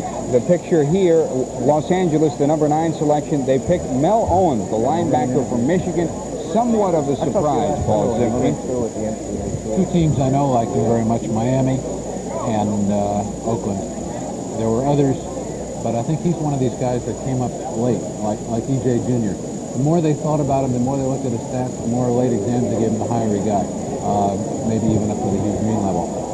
2 months ago, you wouldn't have heard that, but he was a late bloomer. Okay, there you have it. That's the pick for the Los Angeles Rams. Mel Owens, a linebacker out of Michigan. And with the number 1 selection in this 1981 National Football League draft, Sal Marciano is with George Rogers. Sal? Thank you very much, George. With me is the #1 pick in the NFL draft, George Rogers, running back, South Carolina. George has just escaped from dozens and dozens of reporters, and I'm sure the obvious question is, how much do you look forward to playing for the Saints? Well, just as much as the other guys look forward to playing for the team that they got picked with. A lot of people say that, you know, I'd be lucky if we win 2 games, you know, when I be walking around and stuff, you know, around the motel. Of course, you know, they say that about other teams too, but I'm looking forward to playing New Orleans. Eric Price, I hope, you know, we can do better than we did last year. A lot of people might think that the #1 pick could change the whole team. I'm not going in New Orleans thinking I could change the team. If anything, it's going to have to be the team change the team, and I'll be a part of that. And that's my concern. I want to win just like everybody else.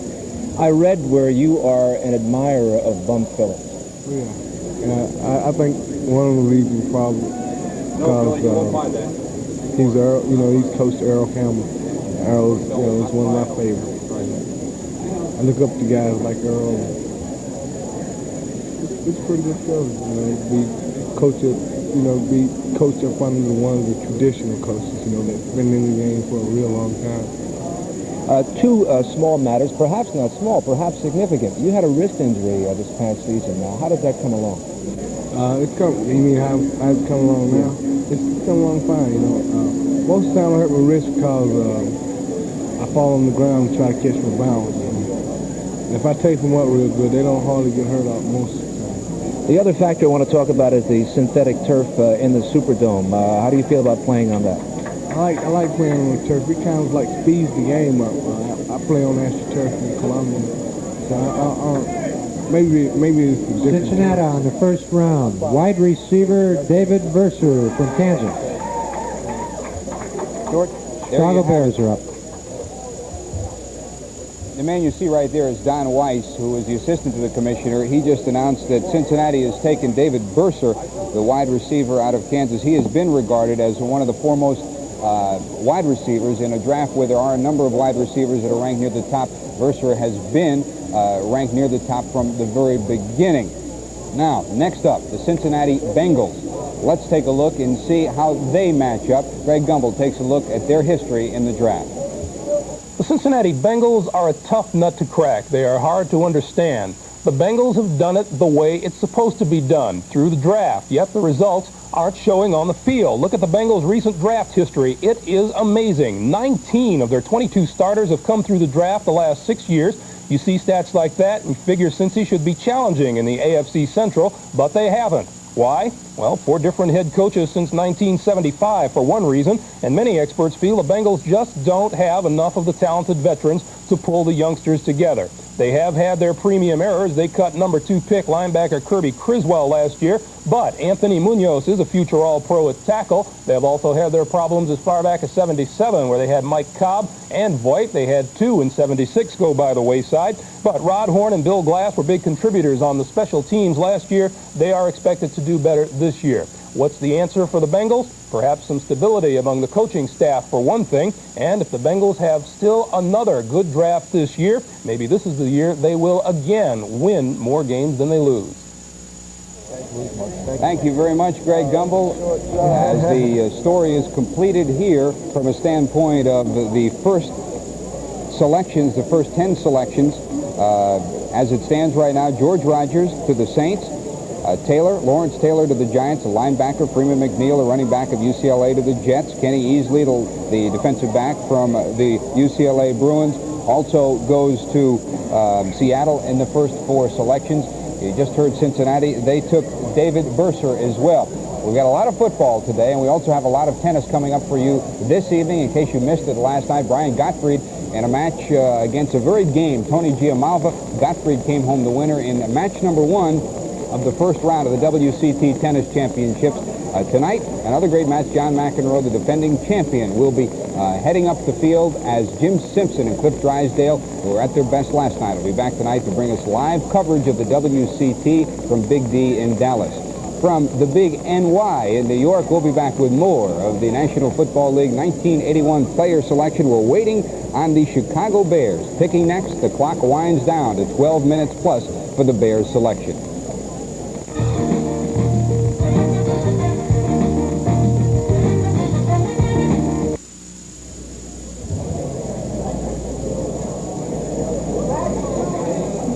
That's National Football League Commissioner Pete Rozelle talking with Al Ward from the Commissioner's office.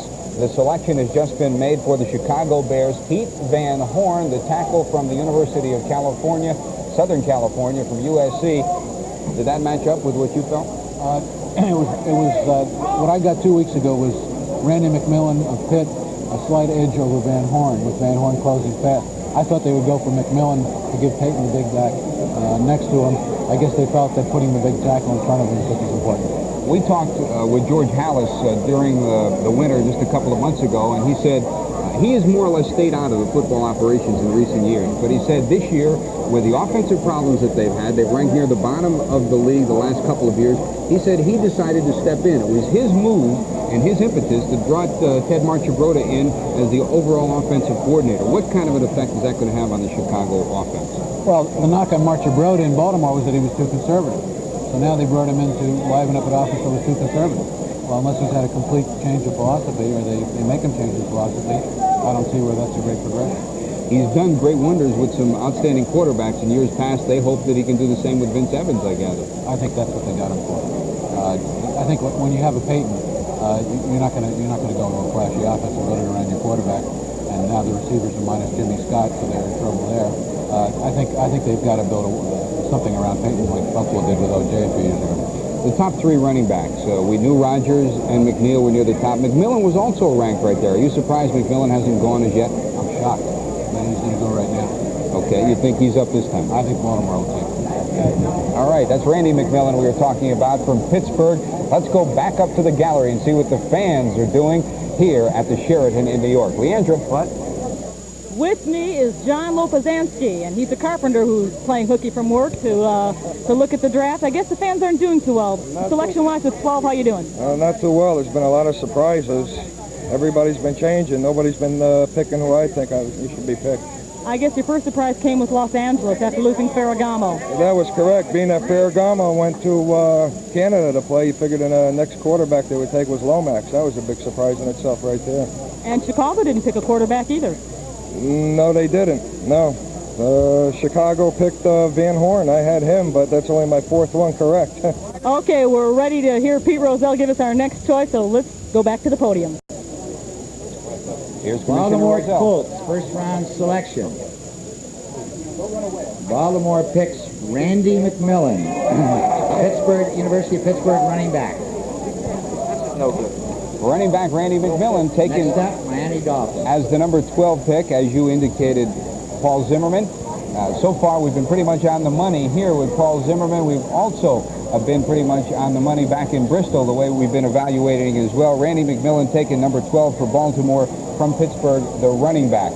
Now, next up, the Miami Dolphins from a draft standpoint. Greg Gumbel, as we've told you, has been putting together an evaluation of the teams as they have done during the course of the last couple of years from a draft standpoint. And we'll be taking a look at that if time allows when we return. But first, let's take a break as we continue ESPN's coverage of the 1981 National Football League player draft. The clock winds down 14 minutes plus for the Miami Dolphins pick. So I have just about everything. I know for sure by now. I really want. There you see the clock winding down, 11 minutes plus and counting. This for the Miami Dolphins, pick number 13 in the first round. The Dolphins in their history. Greg Gumbel takes a look at their pick process. When it comes to handling personnel, few teams do a better job of it than Don Shula and the Miami Dolphins. Their drafting has been nearly flawless in the last few years. Look at the charts. They show 17 starters on the Dolphins coming in via the draft. 2 in 1980, cornerback Don McNeil, and the steal of the year, 8th-round pick quarterback David Woodley, who became a starter and will remain Miami's starting quarterback for quite some time. Number 2 and number 3 picks, Dwight Stevenson and Bill Barnett. The coaches figure to go to them more this season. In 1979, Miami did everything right. 7 starters out of that draft. premium errors, the Dolphins have made them. Mel Land on the third round in '79, Lyman Smith on the third round in '78 among them. But the Dolphins have done such an all-around superb job in the draft, it more than balances. Any more drafts like the Dolphins had in '79, and the Dolphins will be a virtual power not only in the AFC East, but in the National Football League, just like the old days. Thanks, Greg Gumbel. Back at the Grand Ballroom at the Sheraton Hotel in New York City. You are looking at the floor of the Grand Ballroom. The 28 tables representing the 28 National Football League teams. We've had a lot of firsts here at ESPN since we hit the air in September of '79.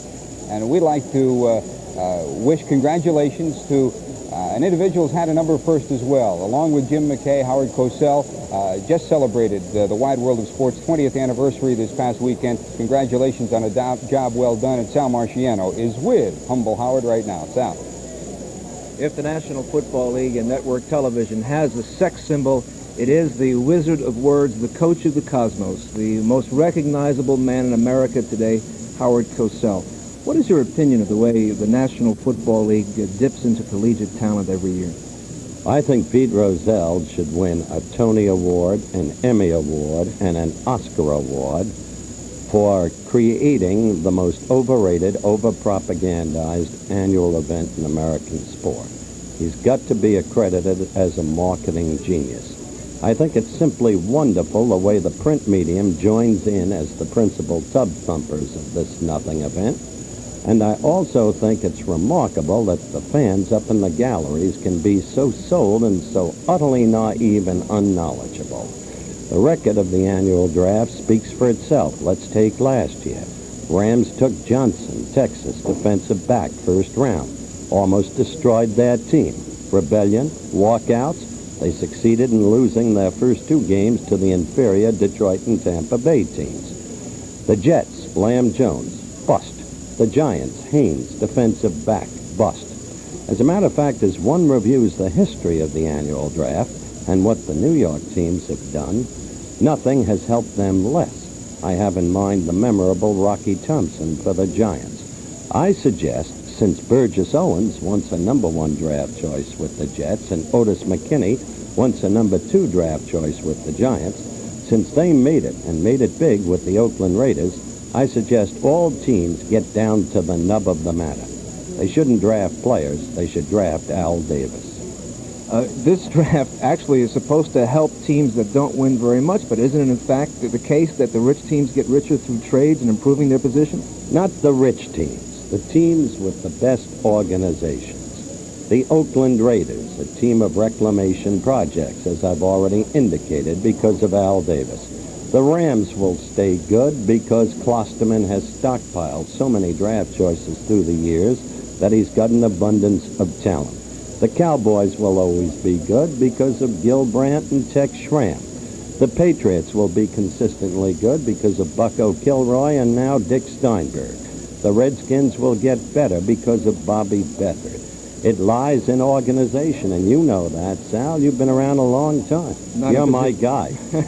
One other question, and that is, what do you think is the significance of the CFL signing Ferragamo? Not to the teams, but I'm talking about the two leagues. I don't think there is any significance. I think it's a terrible mistake by Ferragamo. I think the 00 number he wears is reflective of his mentality. He will die in Canada. He has no mobility, and a quarterback without mobility in Canada is really subject to physical assault. The acquisition of James Scott is palpably meaningless. Always a pleasure to talk to Mr. Howard Cosell. Now let's go back to George. Thank you, Sal. As you saw, Commissioner Pete Rozelle was watching that interview. We have television monitors around the room. He was watching it as it came, and you saw the look on his face. One thing about the commissioner, he knows what it's like in the big time because he is the big time, and he can take it tongue-in-cheek either way. He can take it and he can dish it out too, Paul Zimmerman. Well, I just want to comment on what Howard said. It is meaningless compared to such wide world of sport events such as the stock car racing in Darlington and the motorcycle hill climbs. I mean, we've got some blockbuster events there. Pro football is only America's #1 sport, and this is only the most important stockpiling event of the year. So maybe you can excuse some of those gallery people for being tuned in. tell you one other thing. Atlanta will not adhere to that because the Atlanta Falcons went from 6-10 last year when they had the good draft to 12-4 this time around and the playoffs. We'll continue with the 1981 National Football League Collegiate Player Draft after this word.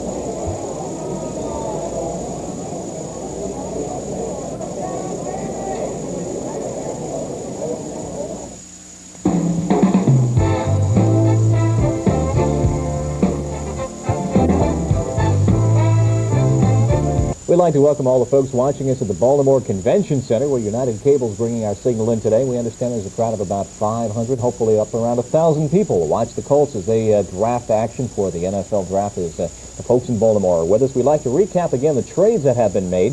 The trade: Baltimore running back Joe Washington traded to the Redskins in return for Baltimore's pick in the second round, the number 24 pick overall in the second round. And the Los Angeles Rams have traded linebacker Bob Brzezinski and a second-round pick in this year's draft. Prior to this, it was Oakland's pick, the last pick in the second round.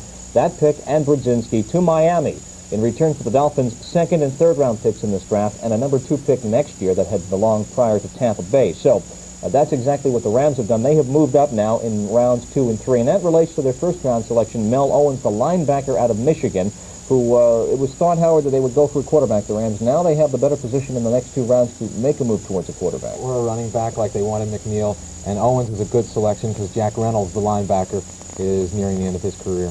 We're waiting on the next selection for Miami. Of course, they have made those deals. Keith Van Horn selected by Chicago. Van Horn on the offensive line. There's been talk of possibly Paul Ted Watts being selected, the great Texas Tech defensive back, but the offensive tackle move, despite the fact that Scott signed yesterday with the LAX. Yeah, the funny thing, I was just talking to Bud, I said, Chicago's going to have the biggest line in professional football. You can imagine with Sorey and the 2 big guards that they have in Chicago, now with Van Horn there, they're going to have an awesome offensive line, and with Walter Payton behind there. Goodbye, everybody. I think they're moving Ted Albrecht to guard. That's one of their plans. The Bengals have selected in this round David Verser, running back, wide receiver out of Kansas. Just to recap some of the other selections made so far in this first round. Ronnie Lott, the defensive back, chosen by San Francisco. And again, those trades. So if you're keeping score with us at home, in the second round, Los Angeles now has the 15th pick overall. Baltimore has the 24th pick overall. And Miami has the final selection in the second round. And again, if you're scoring with us at home in the third round, just note that Los Angeles has the 14th pick, not Miami, as a result of some of the trades. Time is winding down in New York City. The Miami Dolphins are getting towards that time. They have to make a selection. As we said, let's go down now to New York City and get this word now from George Grant. George. Thanks, Bob. Grand Ballroom, Commissioner Pete Rozelle. Miami Dolphins, first-round choice, David Overstreet, running back, Oklahoma. Next up, Kansas City Chiefs.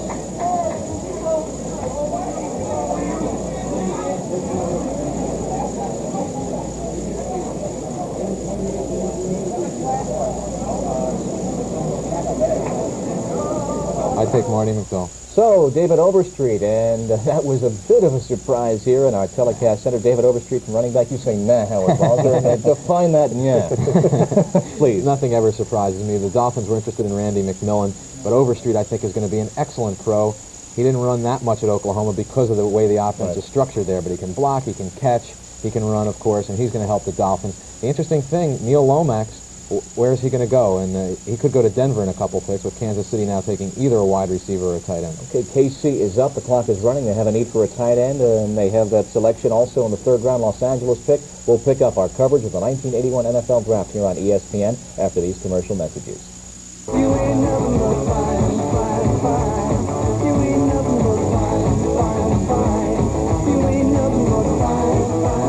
Before we went down to Rozelle. Absolutely. He's the best tight end in the draft. A fine player, good all-around performer, and they've got a super premium player there.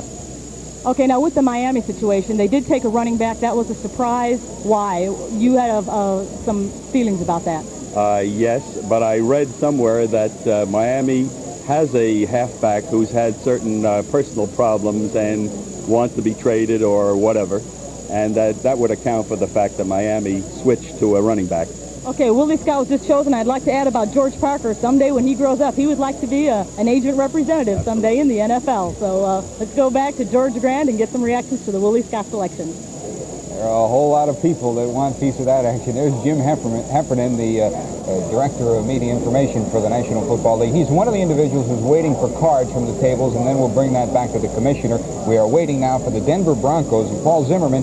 The question with the Denver Broncos, 38 years of age is Craig Morton. They traded for Robinson. He did not have a good year last year. Could this be the first shot for Neil Lomax to go? But we know coming into the draft that they wanted a wide receiver. So where do they go from here? Well, as far as being married to Matt Robinson, just remember that it was a different regime that made that trade. Nobody involved in it is around, so they don't have to feel responsible for that. If they go and draft Neil Lomax, it's their business. But they indicated to me they wanted to go either wide receiver or Willie Scott if he was there. I have an order of preference here. Versa was number 1, he's gone. Willie Scott number 2, he's gone. Then they liked Nichols, a receiver for San Jose, and Marty McDowell, another receiver. So right now I'm down to Nichols and McDowell. Yeah. Lomax, did you think it would go this far before he went? Yeah, I had him projected in New England. Okay. All right, we shall see if he does come up in New England. The commissioner ready to make the selection for Denver, this in the first round. Commissioner Pete Rozelle at the podium. Denver Broncos. Denver Broncos, first round choice. Dennis Smith, defensive back, USC. Next up, Detroit Lions. The third University of Southern California athlete to be selected so far in this polling among the top 15. As Denver picks number 15, Dennis Smith, the defensive back out of USC. He was regarded as one of the top 3 defensive prospects, along with Ronnie Lott, who is already gone, and along with Ken Easley. All 3 of them from Los Angeles, incidentally. 1 from UCLA, 2 from USC. So Denver is pick number 15. We wait for the Detroit Lions. Their history is an interesting one. Last year, they selected number 1 with Billy Sims. Let's take a look and see how Monty Clark has done in his regime in Detroit. Well, to the beat of another one bites the dust, the Detroit Lions did begin to turn things around last football season, and all due congratulations go out to head coach Monty Clark and to his personnel man Tim Rooney. But that's a job only half completed.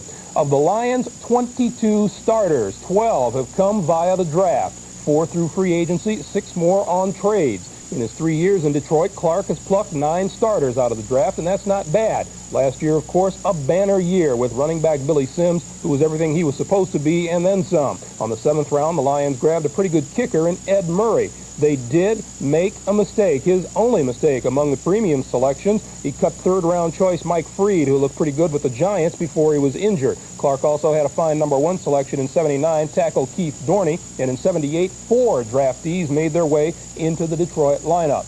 The bottom line on all of this, Clark and Rooney are doing the job as it should be done through the draft. The only thing is they will need another good draft this year to keep up in the NFC's black and blue division.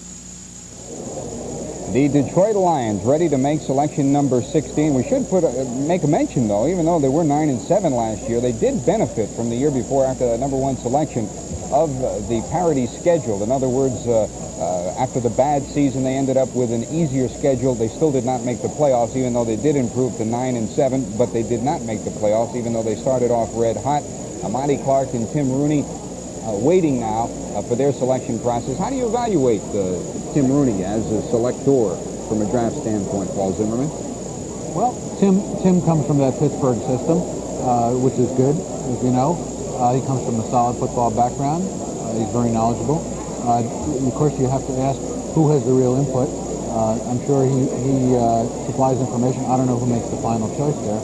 I think the coach probably has a lot to do with it. Maybe the general manager. I know last year... Russ Thomas? Yeah. Gary Danielson accused Thomas of meddling in places where he shouldn't. So I think they're a pretty solid drafting team. Not spectacular, not bad. Who do you see him picking? Well, now, I haven't been doing too well, have I? Robin Sandline, linebacker. I'm giving you a chance to make up here, you know that. I'm taking a way out shot. That's like a betting a 10-to-1 shot. Okay, Robin Sandline. The commissioner is ready at the podium for the Detroit Lions pick. Detroit Lions. Lions first round selection. Mark Nichols, wide receiver, San Jose State. Next up, Pittsburgh Steelers. Mark Nichols, the wide receiver from San Jose State, regarded again as one of the premier wide receivers available in this draft. There were no less than a half dozen of them who were regarded quite highly. David Verser, Marty McDowell, Mark Nichols, as well as Kenny Marjoram from Stanford. Nichols at 6 foot, 209 pounds. Good size at 200 pounds, and that's a factor. So we are through 16 picks thus far in this first round of the National Football League 81 selection process. The next pick comes with the Pittsburgh Steelers. We'll be back with that one after this word as our exclusive draft coverage continues. See the floor of the Grand Ballroom at the Sheraton in New York, and while it's football today and tennis tonight, don't forget, come Saturday, live coverage of the North American Soccer League, Seattle at Vancouver. This should be an interesting matchup. It was last year that Vancouver was knocked out of the playoffs by Seattle. We shall see what happens. Seattle, one of the powerhouses last year, winning 25 games in the NASL. Sal? We are set for pick number 17 with Pittsburgh. I'm told now that Hank Stram is with Sam Rosen. Let's check in. Okay, thank you very much, Sal. And Hank Stram is here with CBS Radio Network. Hank, of course, watching the NFL very closely, former coach. Hank, what's going on the other side now, the other end of these telephone lines, back in the front offices? Well, Sam, all the heavy work has really been done during the off season, so everything is written down, everything is calculated very precisely, and you have a list of 100 people to begin with. And you, as people are picked, you cross off those names and put them on another board, and you keep abreast of what's happening and what's remaining, and you know who you want to get. You hope that you can get that particular individual. Sometimes right about the time you think you're going to get him, somebody picks right ahead of you. Then you've got to you must make a last-minute adjustment. But overall, the planning and the discipline and the overall format of getting ready for the draft is so well organized that really it isn't much of a problem. Is it much of a scramble, though, when somebody picks someone that maybe you were going to draft or that you had your hopes set on, you thought you had a good shot at getting him, somebody picks ahead of you, do you then scramble? Well, you have to be disciplined and prepared well enough to know that, he might be taken. So everybody that you have to say, well, we'll take him, but in the event that he's not available, we'll take him. So in the event that comes, you don't have that wild scramble. For example, I'm sorry, Hank, for example, we saw St. Louis wait till the last second before making their pick. Well, it might have been that they were talking to people about a trade or changing their draft picks or something of that nature. That doesn't necessarily mean that they didn't know who they wanted to get or wanted to take. It was just probably a combination of things that they were involved with at the time. But basically, it's got to be the either or thing, and usually the teams that draft well are in that position where they know precisely if he's taken, we're going to take this fella. If he isn't taken, we're going to take this one, and that's the way it has to work. Thank you very much, Hank Stram. Now back to Sal. Okay, Sam, in terms of time, the 1981 draft is about an hour and a half old. We're still in the first round. We've had 16 picks. Not one defensive lineman has been picked. And Pittsburgh is up next, and the Steelers need help on the defensive line. L.C. Greenwood and Joe Green will be 35 by the time the 1981 season begins. A quick comment from Paul Zimmerman vis-a-vis the Steelers. I only have two words to say about the Steelers, and that's Keith Gary. There's the pick from Paul Zimmerman. Keith Gary of Oklahoma, regarded as the premier pick for the Steelers coming up. Well, what do you think of Houston's Leonard Mitchell? He has Oakland written all over him. All right, there you have it. We are waiting for the Pittsburgh Steelers to make their pick. If it should be Gary, remember the Steelers had only something like 16 sacks all of last year, so you know they need some help at that juncture of the table. You can see the Pittsburgh Brain Trust here in New York, in particular Bobby McCartney, who's their director of film, and he is heading up the phone conversations as they try to put things together back to Pittsburgh and try to nail down this 17th pick on the first round. Let's head back to our broadcast center, Bob Lee and company. Let's recap exactly what's happened so far. Again, the top three picks made within 4 minutes. George Rogers, Lawrence Taylor to the Giants. Freeman McNeil taking a shot with the Jets now. The running back out of UCLA. Seattle going for Kenny Easley. St. Louis for E.J. Jr. Rich Campbell, the quarterback from Cal, going to the Packers. The Bucs selecting Hugh Green, finally, the linebacker out of Pitt. San Francisco selecting Ronnie Lott out of USC. Mel Owens, the linebacker from Michigan, picked by the Rams. Cincinnati going for David Verser, the wide receiver out of Kansas. Keith Van Horn, the offensive tackle from USC, going to Chicago. Randy McMillan, the fullback from Pitt, selected by the Colts. The Dolphins going for David Overstreet from Oklahoma. Willie Scott, the tight end out of South Carolina, was the selection of the Chiefs. Denver going for Dennis Smith out of USC. Detroit, Mark Nichols of the wide receiver out of San Jose State. I'm Bob Lee here on the broadcast center with Bud Wilkinson, Paul McGuire, and Howard Balzer. We've looked at the picks, Bud, from a coach's standpoint. Who has done the best job of filling the glaring gaps that existed on some of these teams? Well, I think you're always hopeful that you'll get the man you want. And the ones that stand out to me, I don't think that Tampa Bay felt Hugh Green would be there. And the fact that he was a delightful surprise. Ronnie Lott going to San Francisco. Same and thing. Oklahoma. Next up, Minnesota Vikings. Okay, there you have it. That was the commissioner, Pete Rozelle, and as Paul Zimmerman had indicated, Keith Gary, the defensive end from Barry Switzer's Oklahoma Sooners, is picked by the Steelers, number 17 in the first round. So Keith Gary, defensive end for Oklahoma, goes. Next up, Minnesota, Paul Zimmerman. Well, I'm on a streak now. There's no slowing me down. I had gotten very little indication from them what they would do. I projected Mark May, the big tackle from Pittsburgh, but I think Brian Holloway of Stanford is still there, so he might be the line pick. If they want to go big back, it would be Wilder of Missouri, but I would guess a lineman May or Holloway, but I've been wrong before. We had to break away rather rapidly from Bristol in the broadcast center. Bud Wilkinson was in the middle of a thought in that one. Bob Lee is standing by at the broadcast center in Bristol with their evaluation of what has transpired. 17 picks so far. Pittsburgh has just taken Keith Gary, the defensive end from Oklahoma. The clock running down there shows 13 minutes plus. And as it stands right now, this is for the Minnesota Vikings pick. 13 minutes and counting for the Vikings. Let's go back to the broadcast center and Bob Lee. Thank you very much, George. Grand. And, Bud, we were in mid-sentence before Keith Gary was selected by Pittsburgh. Again, your point that who was making the best selection from a coaching standpoint in this first round? Well, from the standpoint of what they needed and what they hoped to have prior to the draft, and I think I was talking about Bill Walsh in San Francisco having the opportunity to get Lott of Southern California, who everybody believes is going to be an all-pro and is going to play some 10 years. I also think that Marv Levy at Kansas City is very, very happy because he needed a tight end badly, and he did get Willie Scott. Needs for the Minnesota Vikings as we project now. They have the next pick, and they have a good 12 minutes left. They need an offensive lineman, tight end, wide receiver. Paul, to your mind, Richards has been mentioned out of Missouri as a possibility. Richards has been mentioned. If they need a tight end, I wouldn't be surprised to see Purdue's David Young go to Minnesota. I agree with Bud 100% on the Kansas City. Kansas City's been saying it since the end of the season. We want a tight end. Of course, Howard and I disagree because Howard thought that, they did get a tight end, but they would get it in the second round. But they took it in the first round, and they took Willie Scott. You didn't see Scott Howard as a first-round selection. I thought this year it's a good crop of tight ends, but it's not a super one where you had one guy standing out like a Junior Miller last year or Winslow a couple of years ago.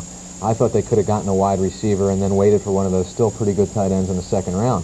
Marty McDowell is still available. I'm a little surprised he hasn't gone yet. Donnell Thompson, I thought the Steelers would take him. He really bulked himself up lifting the weights in the offseason. He's going to be a pretty good choice for a team. Minnesota taking next, I would think Holloway would be the pick. They need that big offensive tackle, and right now I think that's what the Vikings will do. I don't think they really need a tight end. I don't think there's a first-rounder sitting there at tight end right now, to be honest. Following the Vikings, the next selection following that belongs to New England. Then Washington, which has that pick which originally belonged to Los Angeles via the trade. There's still about 10 minutes remaining for the Vikings to make that selection. Oakland has two selections in this first round. Talk about people having Oakland stamped all over them. There is a unique quality to Oakland players. We'll pick up on that point after we take this commercial break. Live and exclusive coverage of the 1981 NFL Draft here on ESPN.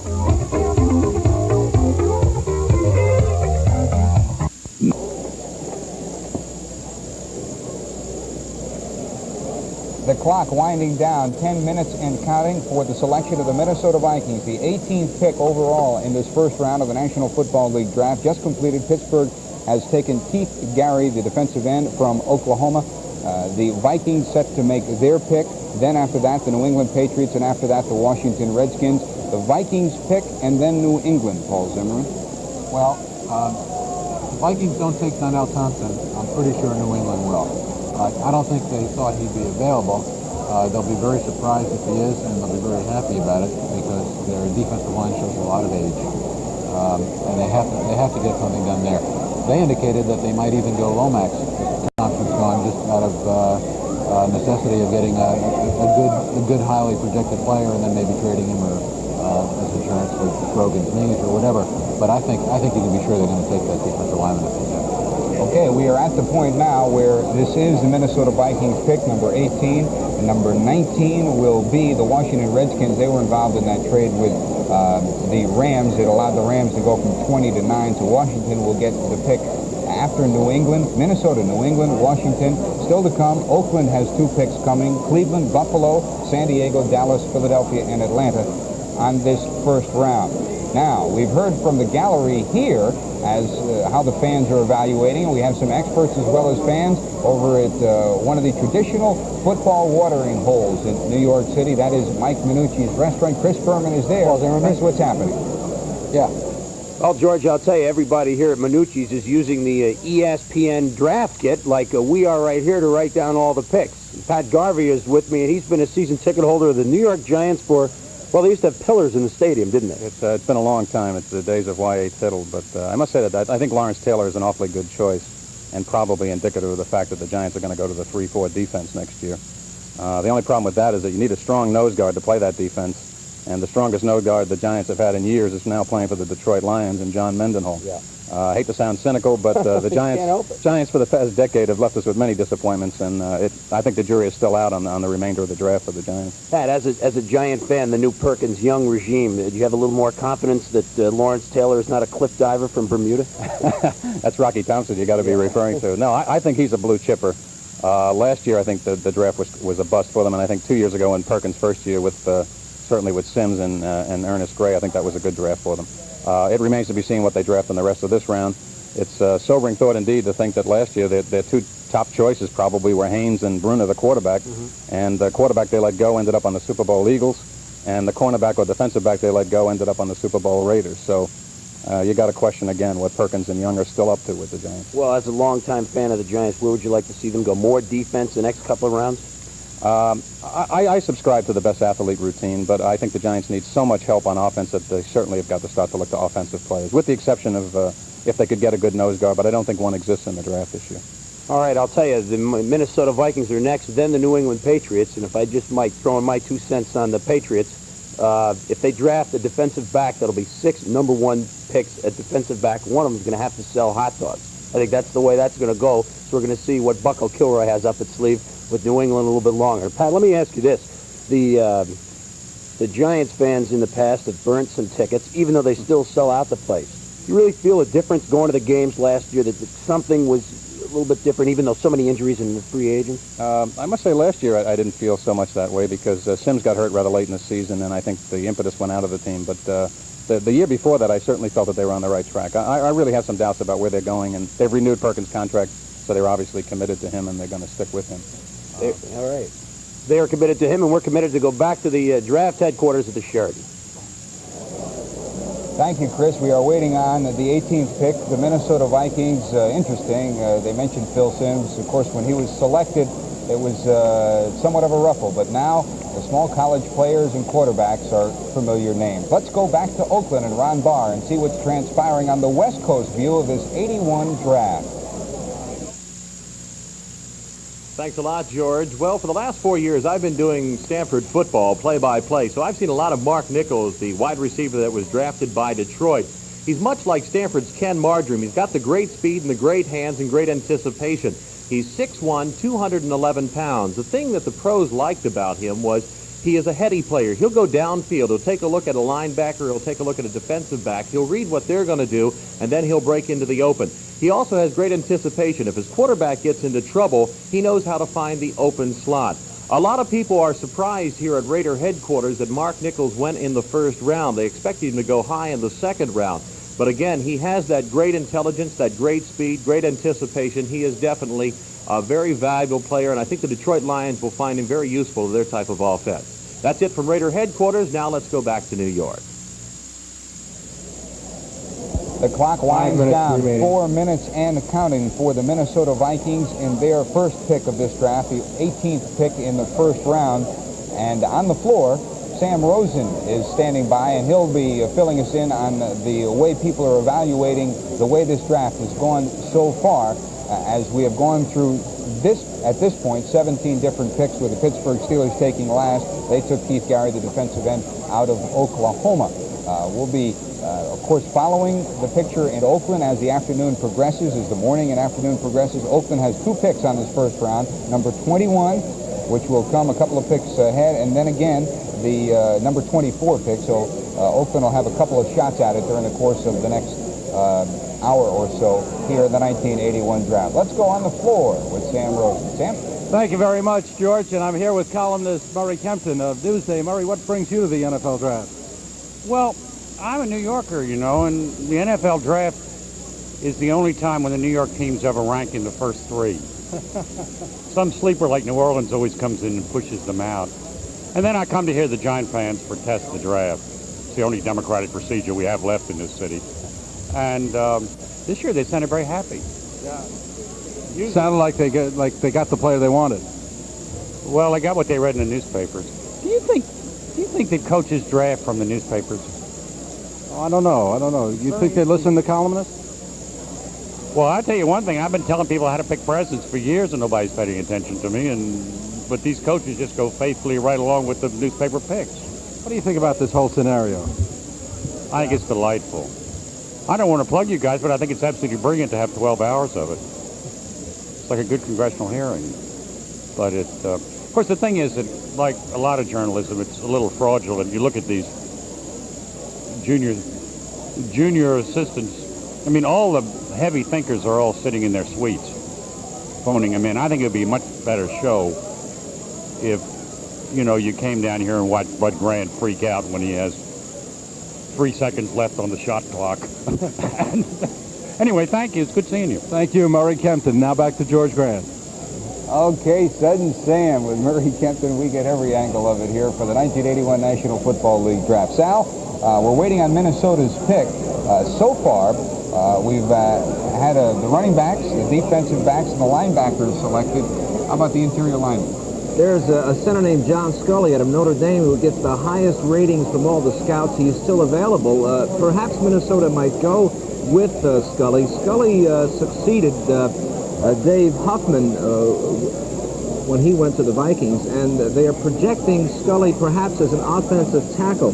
I want to ask our resident expert here, Paul Zimmerman, what do you think about that possibility? I think tackles should draft before centers. I think centers are a little too limited. It's easier to take a tackle and project them to center than a center and project them to tackle. Why?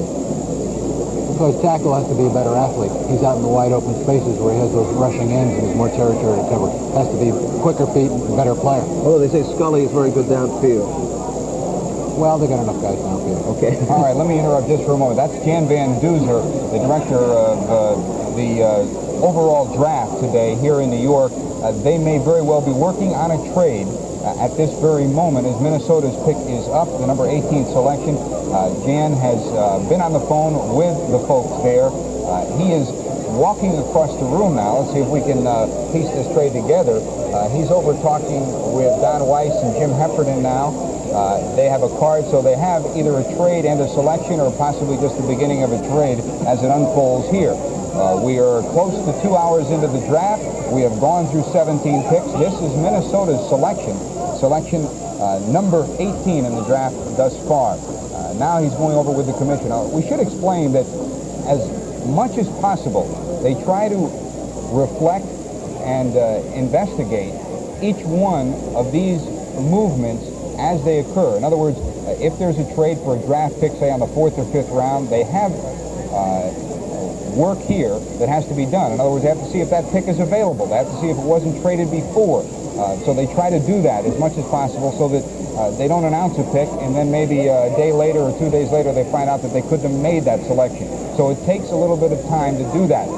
That's Jan Van Duzer's job to make sure that that is done and done before the selection is announced. It is pretty obvious at this point that something is working as Jan Van Duzer and the clock runs out. Minnesota Vikings. Vikings trade their first-round choice to the Baltimore Colts. Minnesota will receive Baltimore's second choice in this draft, which comes as the 11th pick in the second round. They will also receive from Baltimore a second-round pick that Baltimore had acquired from Washington by way of L.A., which is the 24th selection in the second round. So Baltimore trades its first-round choice, rather, Minnesota trades its first-round choice to Baltimore for the 2 seconds. Plus a fifth, the third choice involved, I'm sorry, the third choice that Minnesota received from Baltimore is Baltimore's 5th round choice, which is the 12th pick on the 5th round. So Minnesota received 2 seconds and a 5th for this first round choice of Minnesota's. Baltimore, on Minnesota's selection in the first round, the Colts take Durnell Thompson, defensive tackle, University of North Carolina. Okay, there you have it. The commissioner announcing it again. To reiterate, Jan Van Duzer sitting there with the commissioner, making sure that it is Next verified. team selecting in the first round. That is Durnell Thompson for Baltimore. The Colts take Durnell Thompson, and that in the trade, Minnesota trades 3 picks all told, 2 second-round picks and a 5th-round pick. They pick up from Baltimore. The Colts will select Durnell Thompson as the 18th player on this, the first round. The New England Patriots are up next. The defensive tackle from North Carolina, Durnell Thompson, selected by the Baltimore Colts on this, the first round. We'll be back with more of ESPN's live and exclusive coverage of the 1981 National Football League Collegiate Player Draft after this word. We are back at the New York Sheraton Hotel, the site of the NFL Draft. I'm here with Carrie Rozelle, the wife of Commissioner Pete Rozelle. How many drafts is this for you? This is my 8th, Sam. And love it. Fun. Now, what about the... Oh, I think your husband is about to make the next announcement. I hope it's not as complicated as the last. New England Patriots. Patriots first round selection, Brian Holloway, tackle, Stanford. Next up, Washington Redskins on the choice exchange with the Rams. What's it like in your household coming up to the draft? I would say it's probably a little confusing because 9 times out of 10 we have a lot of people in the neighborhood are calling and saying who's going to be the first round pick and so on and so forth. And I think this year particularly with the Giants having the 2nd pick and the Jets having the 3rd pick, you know, people are interested and they think, of course, we've got all the answers. They're wrong. We don't. Do you plot out the draft yourself? No. No, I must admit, that is one thing I don't do. Do you and the commissioner talk about who you think will be drafted? Well, I think like most people, I think we discuss what the top picks will be, and I think that also, because we're New Yorkers, we're interested in what's going to happen in our own city. And then, of course, when you've got somebody like George Rogers, everybody talks about that. He's so special. So it's always an exciting time. Always. It's never dull. And we always have a lot of kids in the neighborhood who want to come to the draft. I feel like I should be selling tickets. Thank you very much. Carrie Rozelle, wife of Commissioner Pete Rozelle. Now let's go to Bob Lee at Sports Center in Bristol. Thank you very much, Sam. So we went actually some 16 selections into the first round of this year's NFL draft before a true defensive lineman was selected. Pittsburgh on the 17th pick going for Keith Gary. Donnell Thompson, the selection from Baltimore. Next up, Oakland Raiders on a choice obtained from Houston. Okay, in case you missed that one, in case you missed the tail end of it, Pete Rozelle was making the selection. The Washington selection, they took Mark May, the offensive tackle from Pittsburgh. So 2 offensive linemen back-to-back. It was expected that the likes of Holloway and May would go pretty fast. And as it stands now, 3 offensive linemen have been taken. Holloway to New England on 19, and the most recent Washington picks in the 20th slot, Mark May, the tackle from Pittsburgh. Bob, I know that you folks up there have been looking at this. I know in particular Howard Balzer liked both Holloway and May coming into this draft.